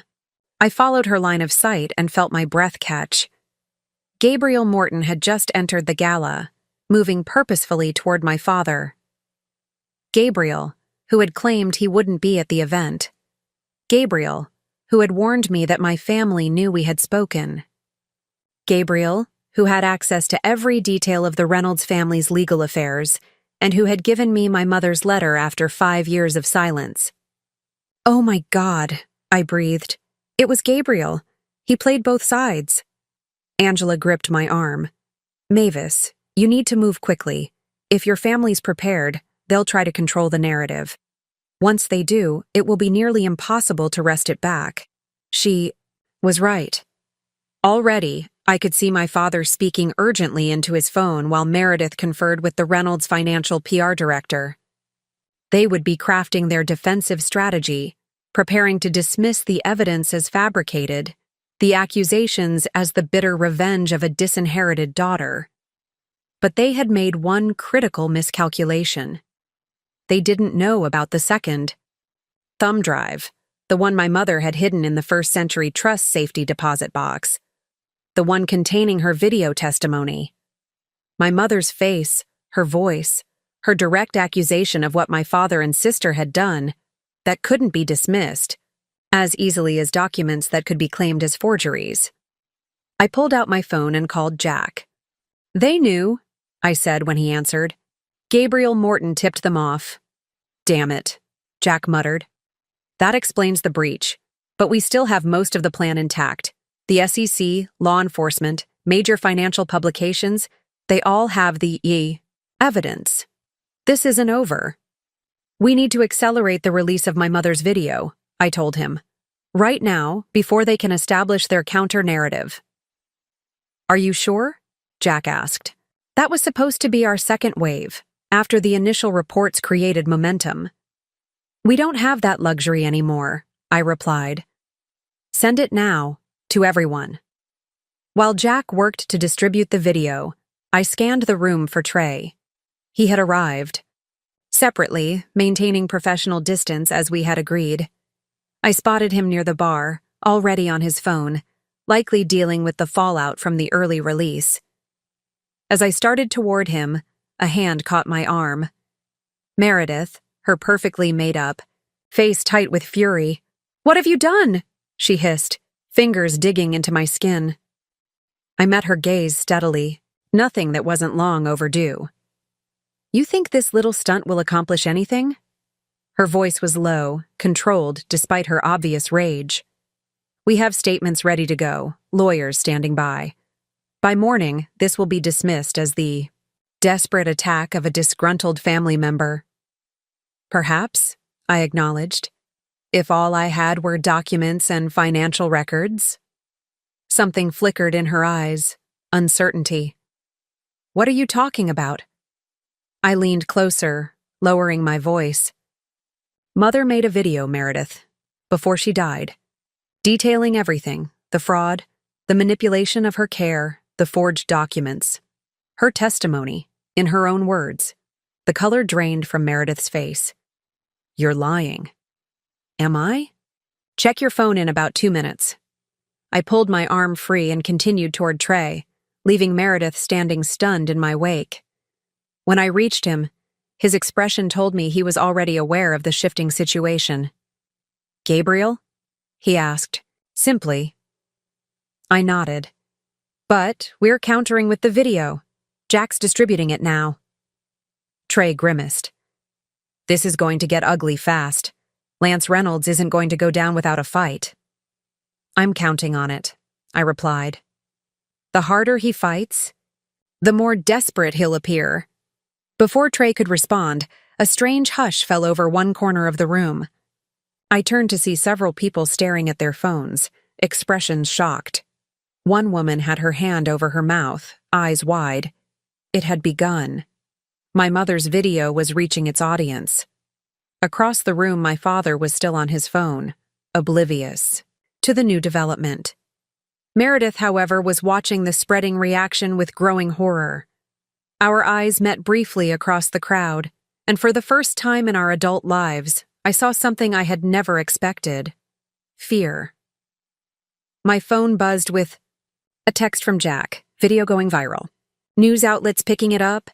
This is bigger than we anticipated. Of course it was. This wasn't just financial fraud anymore. This was a dying woman's testimony about her own daughter manipulating her medical care to facilitate forgery. It was personal, visceral, impossible to dismiss with prepared statements and legal jargon. The orchestra had stopped playing. The murmurs had grown into open conversations.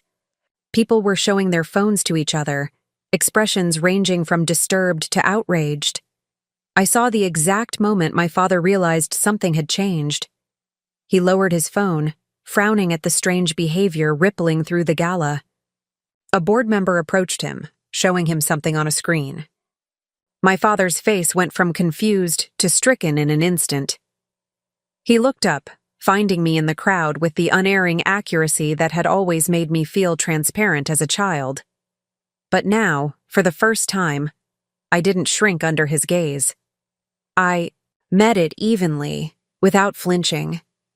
In that moment, I understood something fundamental that had eluded me throughout my preparation for this night. This wasn't about the inheritance. It had never been about the money, the properties, or even the company. This was about truth, about accountability, about standing up after a lifetime of being pushed down. The event organizer was on stage now, desperately trying to maintain some semblance of order, announcing that the award ceremony would proceed as planned, but no one was listening. The gala was disintegrating into clusters of shocked conversations and hurried departures. Angela appeared at my side, her expression a mixture of vindication and sorrow. "Your mother would be proud," she said quietly. "This isn't how she wanted things to end, but she would be proud that you found the strength to stand up for the truth." I nodded, unexpectedly moved by her words. "I just wish that it hadn't come to this," Angela finished for me. "That's what makes you different from them, Mavis. Despite everything, you still wish there had been another way." My phone was buzzing constantly now. Messages from Jack with updates on the spreading story, texts from colleagues and acquaintances at the gala, even alerts from news apps as major outlets began picking up the story. One message stood out, from Gabriel Morton. "I'm sorry. They threatened my family, but I made sure your mother's letter reached you. I tried to balance the scales, so that was it. Not pure betrayal, but the complicated reality of a man caught between powerful forces. I couldn't forgive him, not yet, but I could understand." The stage manager was approaching Meredith now, clearly trying to determine if she still wanted to proceed with her award acceptance. She shook her head sharply, gesturing toward an exit. Luca appeared beside her, his expression grim as he escorted her away from the increasingly chaotic scene. My father, however, wasn't retreating. To my surprise, he was walking directly toward me, his expression unreadable. The crowd parted before him, conversations quieting as people realized what was happening. When he reached me, he stopped just beyond arm's length, studying me with an intensity I recognized from board meetings and tough negotiations. "You've destroyed everything," he said, his voice low but clear. "Decades of work, the company, the family name, all of it." "No, Father," I replied steadily. "You destroyed it. I just revealed the truth." "Truth," he scoffed. "You have no idea what it takes to build something like Reynolds Financial. The compromises, the difficult choices." "Fraud isn't a difficult choice," I countered. Neither is manipulating a dying woman's care to facilitate forgery. His jaw tightened. Your mother was confused at the end. Paranoid. You've built this entire crusade on the delusions of a sick woman. Something cold and clarifying washed through me. Even now, facing exposure and ruin, he couldn't acknowledge the truth, couldn't take responsibility for his actions or the damage he had caused. Her video testimony says otherwise, I said simply. As do the documents, the financial records, and the statements from witnesses. It's over, Father. All of it. For a moment, something flickered in his eyes. Not remorse exactly, but perhaps the first glimmer of recognition that he had finally encountered an obstacle he couldn't overcome through intimidation or manipulation. She deserves it more than you, he said finally, the same words he had used when explaining my disinheritance. But now they sounded hollow, petulant, the last defense of a man who had run out of justifications. That's where you've always been. Wrong, I replied. This was never about what anyone deserved. It was about what was right. I turned away from him then, a gesture that would have been unthinkable just days ago. Behind me, I heard him call my name once, his voice containing an emotion I couldn't identify. But I didn't look back. Some bridges, once burned, should remain ash. The gala was disintegrating around us. Waitstaff stood awkwardly with trays of untouched champagne while guests hurried toward exits, phones pressed to ears. The charity auction items, luxury vacations, designer jewelry, priceless art, sat abandoned on display tables, forgotten in the wake of a much more compelling drama. I felt strangely calm as I watched it unfold. The anxiety that had accompanied me throughout the planning stages had evaporated, replaced by a clear-eyed certainty. Whatever happened next, the truth was out. My mother's voice had finally been heard. We should go, Angela suggested, eyeing the growing media presence at the entrance. Unless you want to make a statement tonight. I considered it briefly. Part of me, the part that had endured decades of dismissal and favoritism, wanted to stand before the cameras and tell my side of the story. But a wiser instinct prevailed. Not tonight, I decided. Let the evidence speak for itself first. As we made our way toward a side exit, I spotted Meredith and Luca attempting to leave through the same door. For a moment, it seemed we would be forced into an awkward confrontation. But then Meredith noticed me and abruptly changed direction, pulling Luca with her toward a different exit. Even now, she was avoiding any public acknowledgement of the situation. Classic Meredith, always focused on appearances, on maintaining the facade regardless of the reality beneath it. Outside, the rain had stopped, leaving the city with that particular gleam that follows a heavy downpour.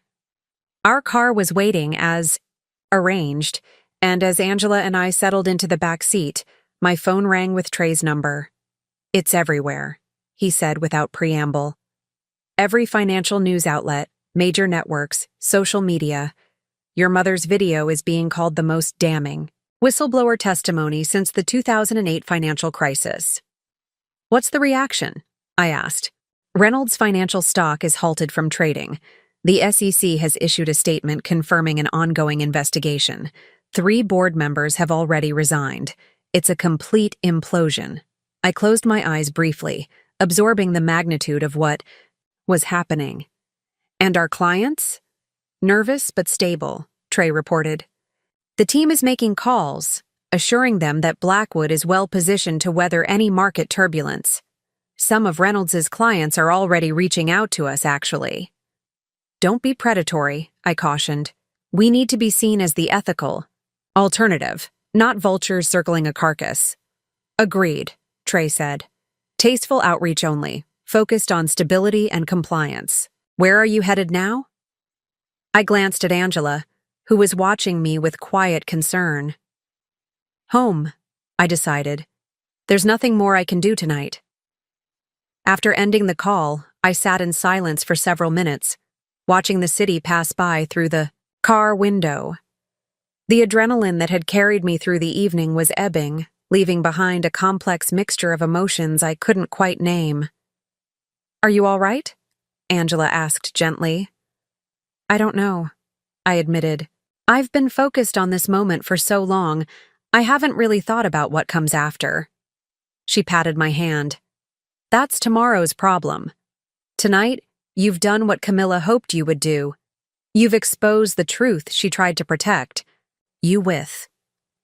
At my apartment, I invited Angela up for a nightcap. Neither of us was ready to be alone with our thoughts, and her connection to my mother made her presence comforting in a way few others could be.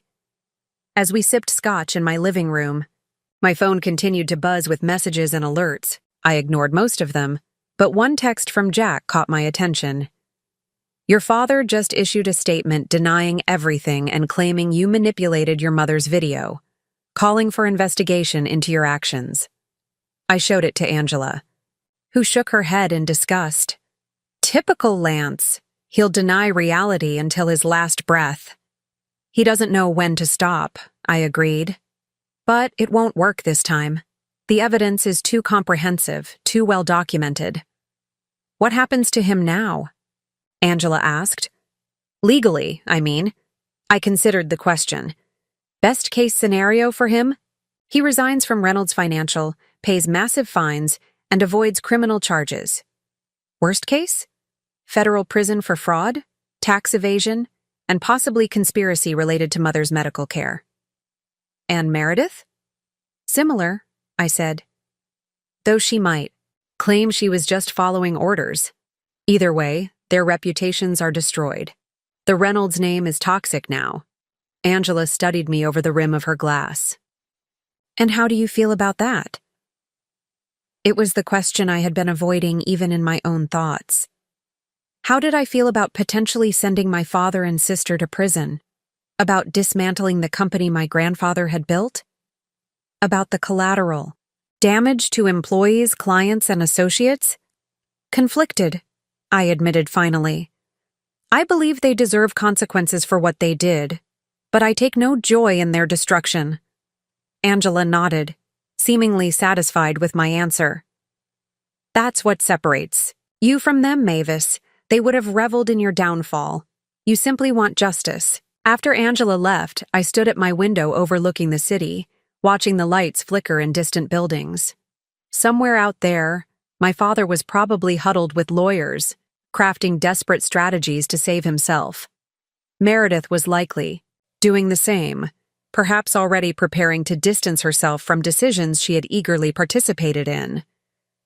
My phone rang again, an unknown number. Against my better judgment, I answered. "Mavis?" It was Luca, Meredith's husband. His voice was strained, uncertain. I need to talk to you." "About what?" I asked, wary of any overture from my sister's camp. "Meredith doesn't know I'm calling," he said quickly. "But things are escalating here. Your father is talking about destroying documents, moving assets offshore. They're panicking." This was unexpected. "Why are you telling me this?" There was a long pause. "Because I have 2 children who deserve better than to watch their grandfather and mother go to prison for financial crimes. Because what they did to your mother was unforgivable.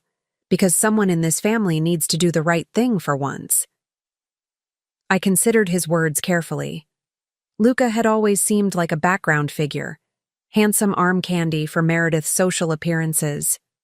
I had never considered that he might have his own opinions about the family dynamics. "What are you suggesting?" I asked. "A meeting," he said. "Tomorrow morning. I have documents that weren't in your mother's collection. Things that implicate others beyond your father and Meredith. Things that could help ensure the responsible parties face consequences while limiting the collateral damage." My mind raced. If Luca was telling the truth, his information could be invaluable in focusing the investigation, potentially even protecting innocent employees and shareholders from the worst of the fallout. "Why would you betray them like this?" I asked, still skeptical of his motivation. He laughed, a hollow sound. "Betray them? Mavis, they've been betraying everyone, including me, for years. Your mother tried to warn me once, but I didn't listen. Maybe if I had, things would be different now. The mention of my mother caught me off guard. She spoke to you? About what? About the kind of people they really are, he said simply. About how the Reynolds family business worked. I dismissed it as the concerns of an overprotective mother-in-law. I was wrong. I agreed to meet him the following morning at a neutral location, a quiet cafe in Brooklyn, far from the financial district where reporters would be swarming. As I ended the call, I felt a subtle shift in my perspective. This wasn't just about exposing wrongdoing anymore. It was about shaping what came after. For the first time since discovering my disinheritance, I allowed myself to consider a possibility I had previously dismissed. That I might have a role to play in rebuilding what my family had corrupted, not for my father or sister's sake, but for my grandfather's legacy, for the innocent employees, and for my own sense of resolution. I had transformed from the overlooked daughter seeking justice to someone with the power to influence what rose from the ashes of Reynolds Financial. The responsibility was sobering, but also strangely fitting. As I finally prepared for bed in the early hours of the morning, I noticed a text from an unknown number. You were always stronger than both of I. I'm sorry I couldn't be the mother you deserved. It was signed simply Angela, but I knew it wasn't from Angela Winters.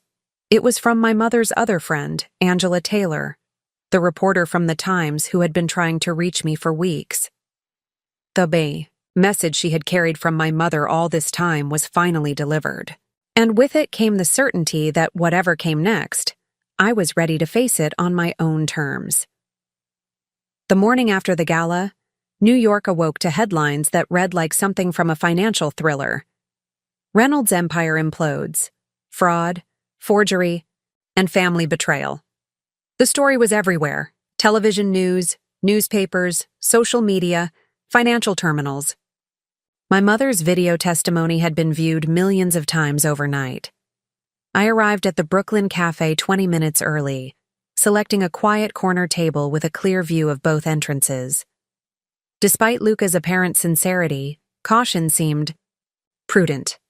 I had asked Trey to wait nearby, close enough to intervene if necessary, far enough to allow privacy. At precisely 10 a.m., Luca arrived alone, carrying a slim briefcase.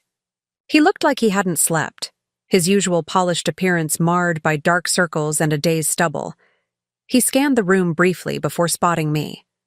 "Thank you for meeting," he said as he took the seat across from me. His accent, usually so carefully maintained, had slipped slightly with exhaustion. "You said you have documents," I prompted, not wanting to waste time on pleasantries. He nodded, unlocking his briefcase. "These were in a private safe at our house. Meredith doesn't know I found them years ago." He withdrew a folder and slid it across the table. Bank transfers, offshore account details, and most importantly, a list of everyone involved in the scheme: board members, lawyers, accountants, even certain government officials who were paid to look the other way. I opened the folder, scanning its contents with growing astonishment. The list of conspirators was longer than I had anticipated, including names of respected financial leaders I would never have suspected. "Why did you keep these?" I asked, looking up at him. His smile was bitter. "Insurance. I realized early in our marriage that Meredith saw me as an accessory, not a partner. I needed leverage in case things went south. And now? Now I want to protect my children from the worst of this," he said simply. "They don't deserve to suffer for their mother's and grandfather's crimes." I studied him, searching for deception but finding only exhaustion and resignation. "These will help focus the investigation on the actual perpetrators," I acknowledged, "but they won't save Meredith or my father." "I know," he said quietly. "Nothing can do that now. The evidence is too overwhelming." As we were speaking, the cafe's television switched to breaking news. The volume was low, but the chyron was clear. SEC freezes Reynolds financial assets. Criminal charges expected. Luca glanced at the screen, then back at me. It's moving faster than I expected. Financial. Crimes involving major institutions always do, I replied. The regulators can't risk appearing lenient. He leaned forward, his voice dropping. There's one more thing you should know. Your father called an emergency board meeting for noon today. He's planning to invoke a rare bylaw that would allow him to dissolve the company rather than surrender. Control.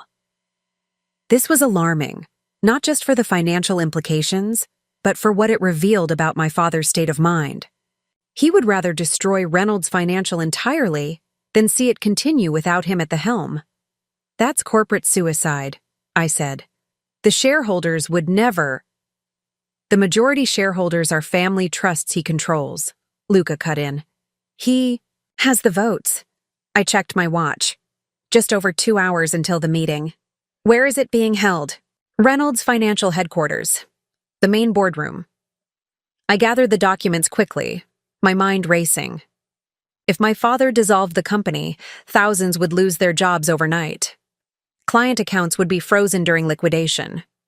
The market impact would extend far beyond Reynolds Financial itself. I have to stop him, I said, standing. How? Luca asked. You have no standing at Reynolds Financial anymore, I smiled grimly. Don't I? According to my grandfather's provision in the company charter, in cases of criminal malfeasance by the CEO, control reverts to qualified family members not implicated in wrongdoing. Recognition dawned on his face. You're going to claim control of the company. I'm going to save what can be saved, I corrected. For the employees, the clients, and my grandfather's legacy. As I turned to leave, Luca called after me. Mavis, for what it's worth, you were always the better Reynolds. Even Meredith knew it, though she'd never admit it. I nodded once in acknowledgement, then strode out of the cafe, already calling Trey to update him on the situation. The next 90 minutes were a blur of activity, conferring with lawyers about the charter provision, briefing key Blackwood executives about potential market impacts, and preparing for what would undoubtedly be the most important confrontation of my professional life. By the time my car pulled up outside Reynolds Financial headquarters, a media circus had formed. Reporters crowded the entrance, cameras ready, shouting questions at anyone who entered or exited the building. I stepped out onto the sidewalk, straightened my jacket, and walked directly toward the entrance. For a moment, there was confusion, as the reporters tried to place me. Then recognition hit. Mavis Reynolds, someone shouted. Are you here to comment on the allegations against your family? I paused briefly, facing the cameras with the calm confidence that had become my armor over years of navigating male-dominated boardrooms. I'm here to ensure that the actions of a few don't destroy what thousands of honest employees have built, I said clearly. Reynolds Financial is more than one man's company. It's time everyone remembered that. And with that, I walked through the doors, ready to face my father one final time, not as the overlooked daughter, but as the rightful guardian of our family's true legacy. The Reynolds Financial boardroom fell silent as I pushed open the heavy double doors. 14 pairs of eyes turned toward me. 12 board members, my father at the head of the table, and Meredith beside him. Their expressions ranged from shock to outright hostility. This is a private meeting, my father said coldly. Security will escort you out. I walked calmly to the opposite end of the table, placing my briefcase on the polished surface. Actually, I have every right to be here. Article 7, Section 3 of the original company charter states that in cases of criminal malfeasance by the chief executive, control of the company reverts to the board with preference given to qualified family members not implicated in the wrongdoing. One of the board members, Janet Wilson, a shrewd corporate attorney who had always treated me with grudging respect, leaned forward. Is that provision still valid? The charter has been amended numerous times. The provision was never removed, I confirmed. I've had 3 separate legal teams verify it this morning. It stands. This is absurd, my father snapped, his face flushing with anger. You can't just walk in here and claim control based on some obscure technicality. It's not a technicality, I replied evenly. It's a safeguard my grandfather put in place specifically to prevent what you're attempting to do today. Destroy the company rather than surrender control. Murmurs spread around the table. The board members exchanged glances, clearly caught off guard by my knowledge of their agenda. You have no proof of criminal activity, Meredith interjected, her voice brittle. These are baseless allegations that will be disproven. I opened my briefcase and withdrew copies of the documents Luca had provided, along with additional evidence from my mother's safety deposit box. The SEC, FBI, and New York Attorney General's office disagree, as do the financial records witness, testimonies, and mother's video statement. I distributed the packets to each board member. You should all be aware that this meeting is being monitored by regulatory authorities. Any attempt to dissolve the company or transfer assets at this point would constitute additional criminal violations. The atmosphere in the room shifted, perceptibly as the board members flipped through the evidence. Janet Wilson removed her glasses, pinching the bridge of her nose. Lance, she said, addressing my father, is this accurate? Were client funds diverted to offshore accounts? My father's jaw tightened. I don't have to answer that. Actually, you do, came a new voice from the doorway. Camilla Joy from the SEC stood there, flanked by 2 federal agents. Lance Reynolds, we have a warrant for your arrest on charges of securities fraud, tax evasion, and conspiracy. The room erupted into chaos. 2 board members immediately stood and distanced themselves from my father. Another began frantically texting, likely calling his own attorney. Meredith sat frozen, her perfect composure finally cracking as the reality of the situation hit her. As the agents approached my father, he looked directly at me, a complex mixture of emotions crossing his face: rage, disbelief, and something that might have been a grudging respect. You really are Harrison's granddaughter, he said quietly. He would have approved. Before I could respond, the agents were reading him his rights, placing handcuffs on his wrists. Another agent approached Meredith, who had begun to cry, mascara, tracking down her carefully made-up face. I felt no satisfaction watching them being led away, only a profound sense of finality, of a chapter closing. Janet Wilson cleared her throat. Given the circumstances, I move that we invoke Article 7, Section 3 of the Charter, and appoint Mavis Reynolds as interim chief executive to stabilize the company pending full investigation and reorganization. The vote was unanimous.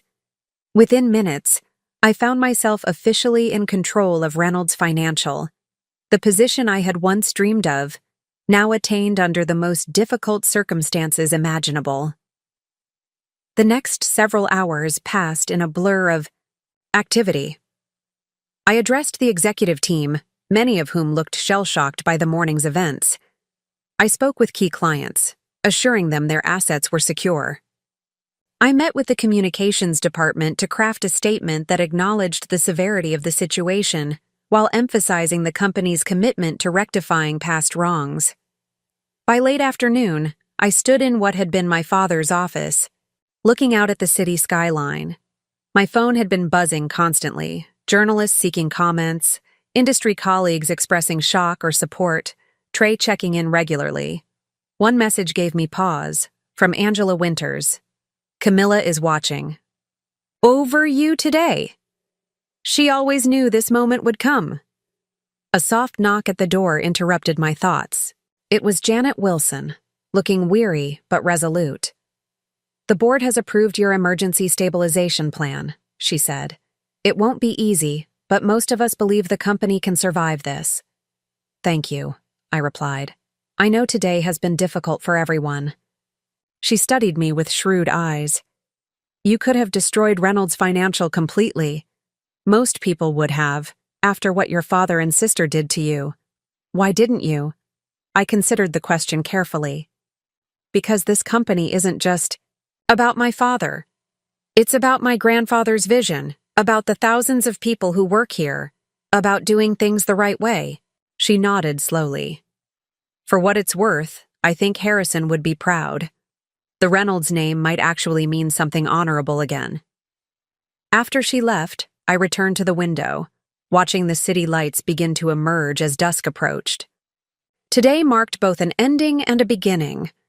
My father and Meredith would face justice for their actions. Reynolds Financial would undergo painful but necessary restructuring. And I would have to decide what role, if any, I wanted in its future. My phone buzzed with a text from Trey. "Dinner? You shouldn't be alone tonight." I smiled slightly and replied, "Yes, I have a lot to tell you about what comes next." Because for the first time in years, I was looking forward rather than back. The inheritance that had been stolen from me had been reclaimed. Not just the material assets, but something far more valuable. My rightful place in my grandfather's legacy and the opportunity to rebuild it with integrity. The overlooked daughter had finally been seen. And in the end, that visibility had proven more powerful than any fortune could ever be. 6 months after the day that changed everything, I stood on the observation deck of the Reynolds Financial Building, watching the autumn sunset paint the city in gold and crimson. So much had happened in those months, more than I could have imagined when I first discovered my disinheritance. My father had pleaded guilty to reduce charges in exchange for cooperation with authorities investigating broader corruption in the financial sector. He would serve 5 years in a minimum security facility, followed by supervised release. The man who had once ruled New York finance was now inmate 87294, stripped of his empire and his freedom. Meredith had fared slightly better legally, receiving 3 years of house arrest and substantial fines after her lawyers successfully argued that she had acted under our father's influence. But her social standing, the currency she valued above all else, was irreparably damaged. The humanitarian award she had been set to receive was rescinded. The charity boards she had chaired asked for her resignation. The friends who had once competed for her attention now pretended they had never known her. Luca had filed for divorce and custody of their children, using the evidence he provided to support his claim that Meredith was an unfit mother. I had mixed feelings about this. While I had no love for my sister, the thought of her children being used as pawns in the aftermath troubled me. I had reached out to Luca, suggesting a more balanced approach that would protect the children while not completely severing their relationship with their mother. As for Reynolds Financial, the company had survived, albeit in a transformed state. The board had voted to rename it Harrison Financial, honoring my grandfather while creating distance from the scandal. Nearly a third of the executive team had been replaced, new compliance systems had been implemented, a substantial settlement fund had been established for clients whose accounts had been mismanaged, and I had made my most difficult decision yet. "There you are," came Trey's voice from behind me. "The board members are getting restless. They're not used to waiting." I smiled, turning to face him. "Let them wait a few more minutes. I needed some air before making it official." He joined me at the railing, our shoulders nearly touching as we looked out over the city. "Having second thoughts?" "No," I said truthfully. "It's the right decision. For everyone." The "it" in question was my resignation as interim CEO of Harrison Financial. After 6 months of stabilizing the company, implementing reforms, and restoring client confidence, I had decided to step down rather than pursue the permanent position the board had offered. "Are you sure?" Trey asked, studying my profile. "You've done remarkable work here. The company's actually stronger now than it was before the scandal." "I'm sure," I confirmed. "I was never meant to run my grandfather's company. I was meant to save it, and then let it find its own path forward." My decision had surprised many, but it felt right in a way I couldn't fully articulate. I had proven what I needed to prove, to myself, to the industry, and even to my father.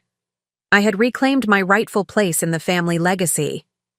But staying permanently would have meant living in the shadow of that legacy forever. Besides, I added, Blackwood needs its CFO back. And I have plans for us that will keep you plenty busy. Trey grinned. The Asian expansion? I nodded. My time at Harrison had given me insights into markets and opportunities that Blackwood was perfectly positioned to pursue.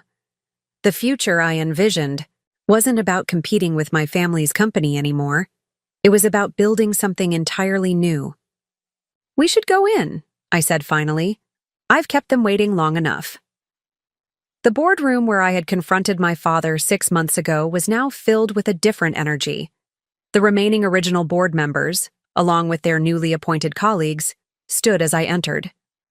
Janet Wilson, now serving as chairperson, approached with a small wrapped package. Before you make your announcement, we wanted to give you something, she said, handing me the gift. A token of our appreciation for what you've done here. I unwrapped it carefully to find a framed black and white photograph of my grandfather standing in front of the original Reynolds Financial Office, a modest storefront that had grown into the skyscraper we now occupied. His expression was serious but hopeful, a man with a vision for the future. He would have been proud, Janet said quietly. Not just of what you accomplished, but of how you did it. With integrity. I thanked her, genuinely moved by the gesture, then addressed the waiting board members. My resignation speech was brief but heartfelt, expressing confidence in their ability to carry Harrison Financial forward while I returned to my role at Blackwood Capital. Afterward, as Trey and I walked through the lobby for what would be my final time as CEO, I noticed a familiar figure waiting near the entrance. Angela Winters, elegant as always in a crimson coat. I thought I'd escort you on your last day, she said, embracing me warmly. Camilla would have wanted to be here. She is, in a way, I replied, thinking of how my mother's foresight and courage had made all of this possible. Outside, the autumn air was crisp and invigorating. The three of us walked together toward a nearby restaurant where we had reservations to mark the occasion. Not as a celebration of ending something, but of beginning something new. Have you heard from Meredith at all? Angela asked as we waited at a crosswalk. I shook my head. Not directly. Her lawyers have reached out about some family assets, but she hasn't attempted personal contact. And are you okay with that? She pressed gently. I considered the question carefully. I am. Some relationships can't be repaired, not because forgiveness is impossible, but because the foundation was never there to begin with. The light changed, and we crossed the street together. Ahead of us lay the restaurant, warm light spilling from its windows. Behind us stood the towering reminder of what had been lost and found, destroyed and rebuilt. So what now, Mavis Reynolds? Angela asked, linking her arm through mine. What does the future hold for the woman who took on the Reynolds empire and won? I smiled, feeling lighter than I had in years. That's the beauty of it, I replied. For the first time in my life, I get to decide that for myself. And in that moment, I knew that was the true inheritance I had reclaimed. Not money or property or company shares, but the freedom to write my own story, unburdened by others' expectations or limitations. In the end, that was worth more than any fortune could ever be. Up next, you've got 2 more standout stories right on your screen. If this one hit the mark, you won't want to pass these up. Just click and check them out. And don't forget to subscribe and turn on the notification bell so you don't miss any upload from us.